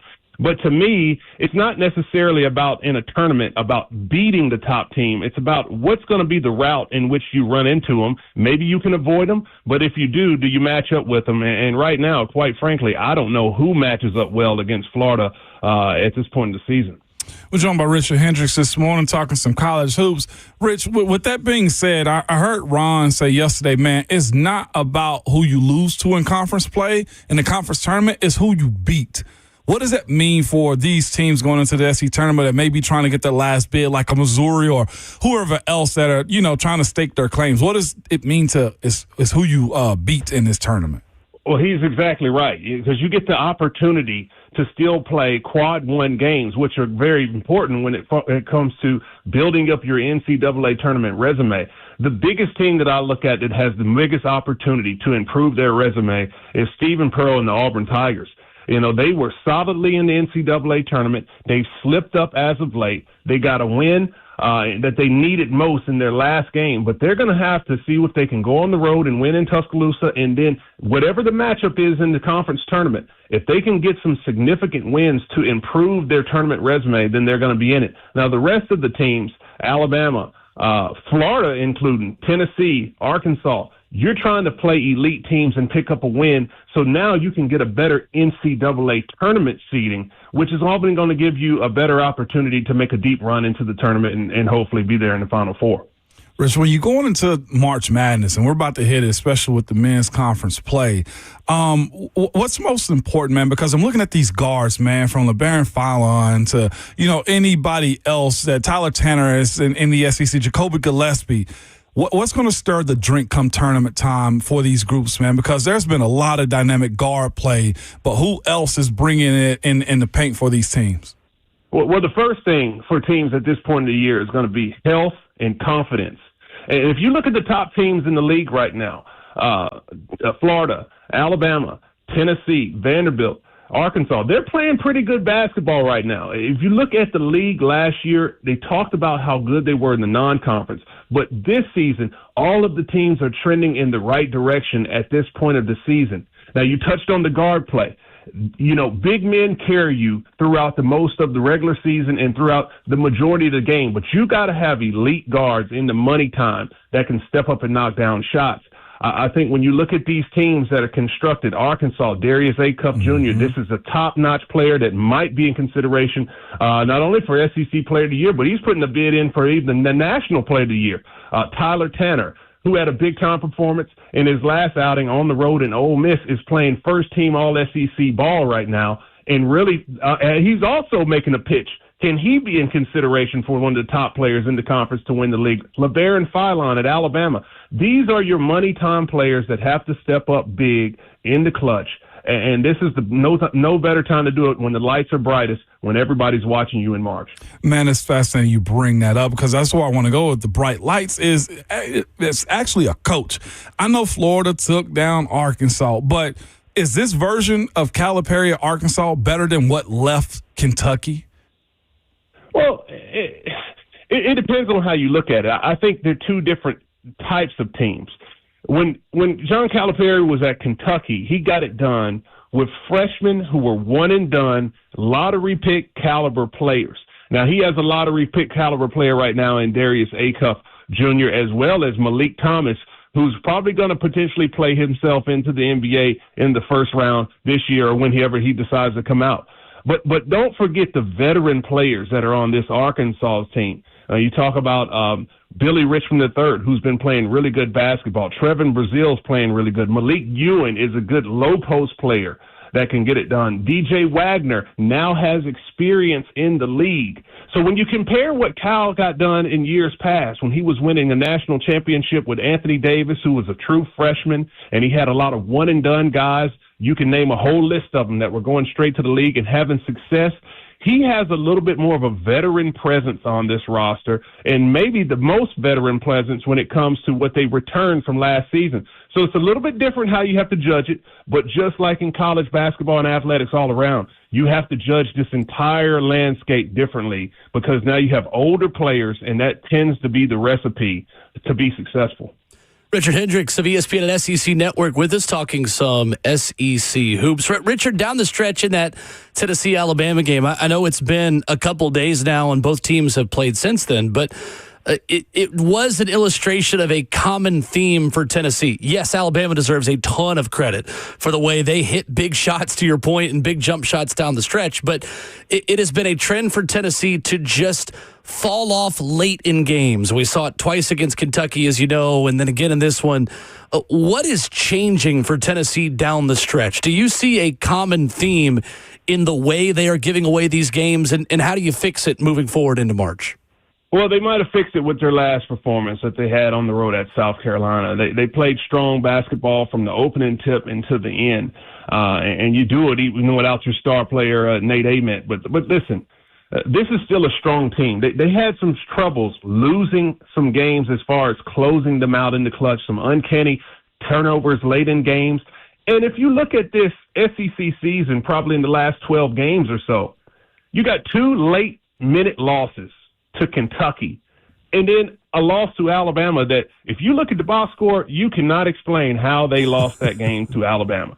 I mean, you have out-dominated them on the offensive rebounds. You almost pulled more offensive rebounds than Alabama pulled defensive rebounds, so that means you got the rebound on their end when Alabama's supposed to get it almost as many times as they did. You shot 22 more shots. You blocked just as many shots. You had more assists, and somehow you lose that game.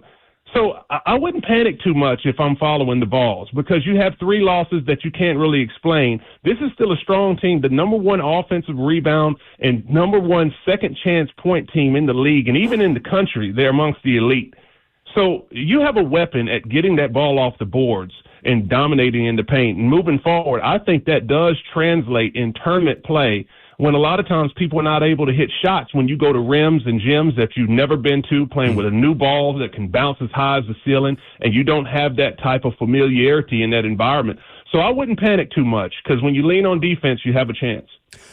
Richard, how should Vanderbilt fans be feeling heading into tournament time as they squeak out an overtime win over Ole Miss? They still have that guard play you mentioned that you've got to have this time of year, yet they also don't look like the same team in some ways that maybe they were at the beginning of the season. What stands out to you about the current state of Vanderbilt basketball and the matchup that they have this weekend, looking for a little bit of revenge against Tennessee? Well, I think, and unfortunately, I'll be on the call for that game, so I'm looking forward to seeing that one up front and personal. But, Vanderbilt, to me, when you have that type of resiliency that they had to come on the road and win that game in overtime after the way they started, that's something that's positive to build on. I touched on it earlier. Confidence at this point of the season is so important. You got an elite level guard, Tyler Tanner, who he has elite quickness, but it's also his IQ about how he reads the game, and he's a step faster than everyone else about recognizing what's happening on both ends of the court. And that's how he's able to get his advantages. If you have that leading the way, the shooting from the outside by Tyler Nickel, Duke Miles getting healthy and back in the fold, Okerake's having big performances as of late, and McLaughlin doing his thing defensively as a jack of all trades, I would not panic again. Now, you look at this game going on the road against Tennessee, this is a different style of team. So styles win fights. You have to ask yourself, will the finesse of Vanderbilt and the speed in which they play be able to travel on the road in Knoxville? We'll see what happens. They had that game in the last time when they played in Nashville, not able to pull it out because Tennessee made some strong moves down the stretch. But if you're Vanderbilt, the confidence of that last game is going to be important. You pick up a couple wins in the SEC tournament, I think they will be fine. They're well coached, and they're confident right now with that last win. So they're a dangerous team as well. Rich, man, just a global basketball question, man, because there's so many elite freshmen coming out this year that have just great resumes in 1 years across the college basketball spectrum. And only reason I'm asking this is how healthy is that to have this amount of, I say this with respect, American freshmen coming out? Because right now in the NBA, the top 5 or 4 MVP, I guess, projections are Shai Gilgeous-Alexander, Joker. You got Victor Wembanyama, and of course, my favorite is Anthony Edwards, man. But what I'm getting at is the college world now is sending a great group of American basketball players to the league. How important is that as well as the NBA continues to grow? Well, I think it's important, but, I look at it, everyone talks about this draft being so historically great as far as the freshman talent. I don't know. Maybe I'm old school and I live a little bit in the past, but I was drafted in 2008, and I thought those freshmen of Derrick Rose and Michael Beasley and O.J. Mayo and Kevin Love and Eric Gordon, that was a loaded class that I came out with as well as freshmen that people don't talk about. So I think it's always really been a lot of elite freshmen that have made their impact. But I think what has changed is the international game in which that they go about their training and development of players has created a few more of the top-notch stars in the game. So you got Shai Gilgeous-Alexander, who's Canadian, Jokic, who is Serbian, Luka Doncic, who's Slovenian, Giannis Antetokounmpo is Greek. So if you're looking at American basketball, who is going to be the next player that's going to take the torch as the top guy? Now, if you talk about the rest of it, now this is not even close. I think a lot of people have a narrative that they make it seem like the rest of international basketball has passed American basketball. No, it's not even close when you talk about the majority of the best players still come from the American system of basketball. But I do think some of the training methods that you have abroad allows and creates a player that is better prepared for the professional game that's now played in pick and roll and rather than isolation that it used to play with when you saw players like Kobe Bryant and Tracy McGrady and even Michael Jordan and Allen Iverson dominate in that type of game. The game is now more team-based, and when you come from a system that teaches you that way in Europe and abroad, then you have an advantage over American players that come up playing a million AAU games, don't have much player development. They don't stay on one team from one long period of time. They don't play for the same high school coach for a long period of time, and that plays a role in creating what translates to being the top guys. But as far as talent, America is still far and far ahead. Man, I just got to say, breakdown. That was a beautiful breakdown. I know you know that, but I'm Anthony Edwards, if y'all want to watch ball. Former Georgia Bulldog, Anthony Edwards. Rich, that dude is fun to watch, man. For anybody that's looking for a Kobe, Mike, or just a competitor, man, as far as young dudes, and it's getting heated up because playoffs are around the corner. But as far as the NBA game goes, man, it's in good hands with Ant. I'm hoping he takes that next leap as well and be in that MVP conversation. I see somebody in our YouTube chat brought up Ja Morant. I hate he dropped the ball. I do. Well, the challenge in the American game that you see now is we are used to the top players also having this persona and personality that everyone can follow. That you can get behind. Michael Jordan, Magic Johnson, Shaquille O'Neal. The list goes to LeBron James, Kobe Bryant. At some point, the top player in the league always had this personality that was far marketable. Mm-hmm. I don't know if you can say the same for Anthony Edwards or Ja Morant or Jason Tatum or even these elite American players that are out there, because there's a lot of them, and the game is more of a team game. So with that being the case, I think we're used to the stars shining brighter. But if you just watch the game, which a lot of people don't do, they watch highlights, watch the tape. There's a lot of really good players out there. I think the game's in good hands. It needs to be a little bit of tweaking. And I would also add, you talked about those freshmen, I'd let those guys come out of high school, too. I know people like being on the collegiate game, but I'd let them go out of high school. Interesting. Wow. I like it. Richard Hendricks, ESPN SEC Network at rhendricks35, or you get him on Twitter on the call for Tennessee and Vanderbilt this weekend, 1 o'clock Central in Knoxville. Richard, always great to catch up with you, man. Thanks so much. Appreciate it, Rich. I enjoyed it, guys. Call me back. I enjoyed talking to you. Absolutely. And don't let me hear you say go Vols on there, okay? Nah, I don't know about all that. All right. Thanks, Richard. Richard Hendricks with us here this morning talking some SEC hoops. He is the best of the best. He is. Love Rich is good. The SEC Network got a heck of a group. They do. Did a good job. Did a good job. Coming up, final headlines on the way out. 615-737-1045. Final call for phone calls. Pred's making some moves. And there's a report on Steven Stamkos and his trade availability that just dropped that we'll tell you about next.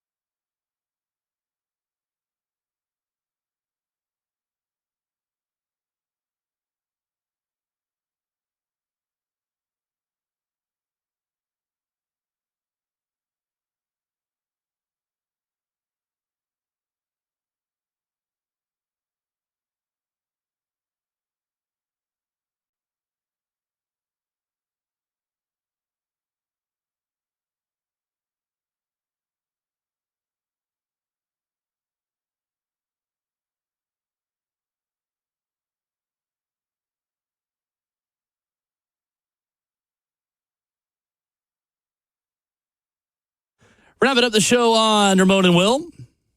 Hit the podcast feed if you missed any of it this morning, wherever you download podcasts. Before we get to the Preds trade stuff, a little bit of football news. See, this is what Rich was just talking about, right? No, basketball has a case. Respectfully to the Preds and the hockey, we're always going to leave with football. What we got? Tennessee edge Tyree West is going on a 30 visit to the New York Jets. Okay. Was recently on a 30 visit with the Lions. Oh, it's 30 visit season, baby. I'll be honest. I pulled up that headline thinking it said Titans. And then it said Jets. I probably wouldn't have led with that had I known it was the Jets plan to host Tyree West. Anyway. Well, maybe he still feels like he'll hate that team as well. So Jeremiah Love posted a picture on a visit with the Titans on his Instagram this morning. And if you've been on Twitter for 1 second today and follow Titans people, you already know that. It's crazy how the smallest little things get people going. Like this is one of 30 part of the process. Visits. Zach Lyons did follow up on his Twitter and say Cam was not the first visit the Titans had last year. It was Abdul Carter. Abdul Carter visited the Titans March 6th last year. Okay. Pierre LeBrun writing on Twitter this morning, hockey insider and columnist for The Athletic. On the Steven Stamkos front, my understanding, he says, is there's 3 to 4 teams in the East that have reached out to Nashville over the last few days. I don't think there's a firm trade offer on the table yet, but teams inquiring to be sure. I don't think he goes anywhere. Sweepstakes. I don't think so either. Why is that? He's got a full no movement trade clause, meaning that he can void any trade that's on the table, but he can also accept it if he wants to. Back in February, late February, just about a week ago, he told reporters, I think it was Alex Doherty of the Tennessean, that there's zero chance of him being moved or him waiving his clause. So I doubt it, but it is possible. Why is this even a conversation with Stamkos as well? Like, is he aging out? Good question. Like the money? He is older. Okay. He's making a lot of money, and in a team that does not appear to be in a competitive window, the Nashville Predators have him as perhaps their most valuable asset. Ryan O'Reilly's probably right up there with him. Forsberg. Yeah, well, he's Forsberg too, but they've got him under a better contract number and more contractual control, right? So 2 years ago, Stamkos signed a 4-year, $32 million contract, so 8 years per. Which is a lot for hockey. Okay. And that's what Forsberg is at. He's at 8 years per. That's for Justin Fields money. It is Justin Fields' money. for like a top of the free agent market. No, Justin got 20? got more. Yeah, Justin got way more. Yeah, he That's got a good way more. Yeah. That's crazy well, I guess also TV revenue plays a part in your salaries as well. Big time. Yeah, it does. Yeah. Yeah. I think that the biggest contract right now is what, 12, 13 per for McDavid? Something like that. Crazy. Yeah. The Predators still on the streak right now? No, they've lost. Well, yeah, they are on a streak. They've lost the last 3. They're lost 5 of the last 6. The Preds, with the way they have played after the Olympics, are taking themselves out of postseason contention. Probably why Stamkos' name is being thrown out there more because of their losing. We'll see. I mean, yeah, like I said, he's got to void that no trade clause. It's not like it's not been done in the past, but he's also just refuted the report that he's not going anywhere. So we'll see. To your point on Alex Doherty, he put out the potential lines and he said not a prediction of what happens, but if there's a full fire sale, he said, I don't think folks are prepared for how painful the rest of this season could get. Where like Fedor Svechkov is a first line center with Forsberg and Evangelista, with Zach LaRue, who just came up from Milwaukee, playing on your second line. Like, woof.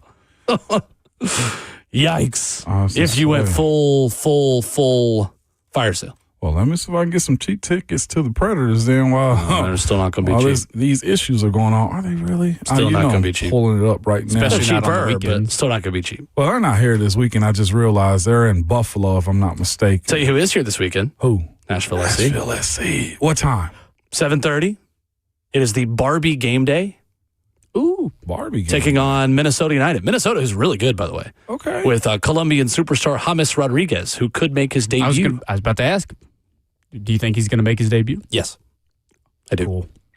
He's on the bench last week for Minnesota's match, and he looked miserable. There was a picture of him on the bench that the video cameras got, and he had like the full sleeve, like pulled up to his chin, like There was a look on his face of like, what have I done? Okay. Well, he's going to enjoy his time in Nashville with it being warmer. I think it's supposed to storm Saturday night, too. Well, how dare it. Dang it. It's going to be one of those weeks where it's beautiful all week and then is. If somebody can It's going to be in like land the me a 80s sweet. on Saturday.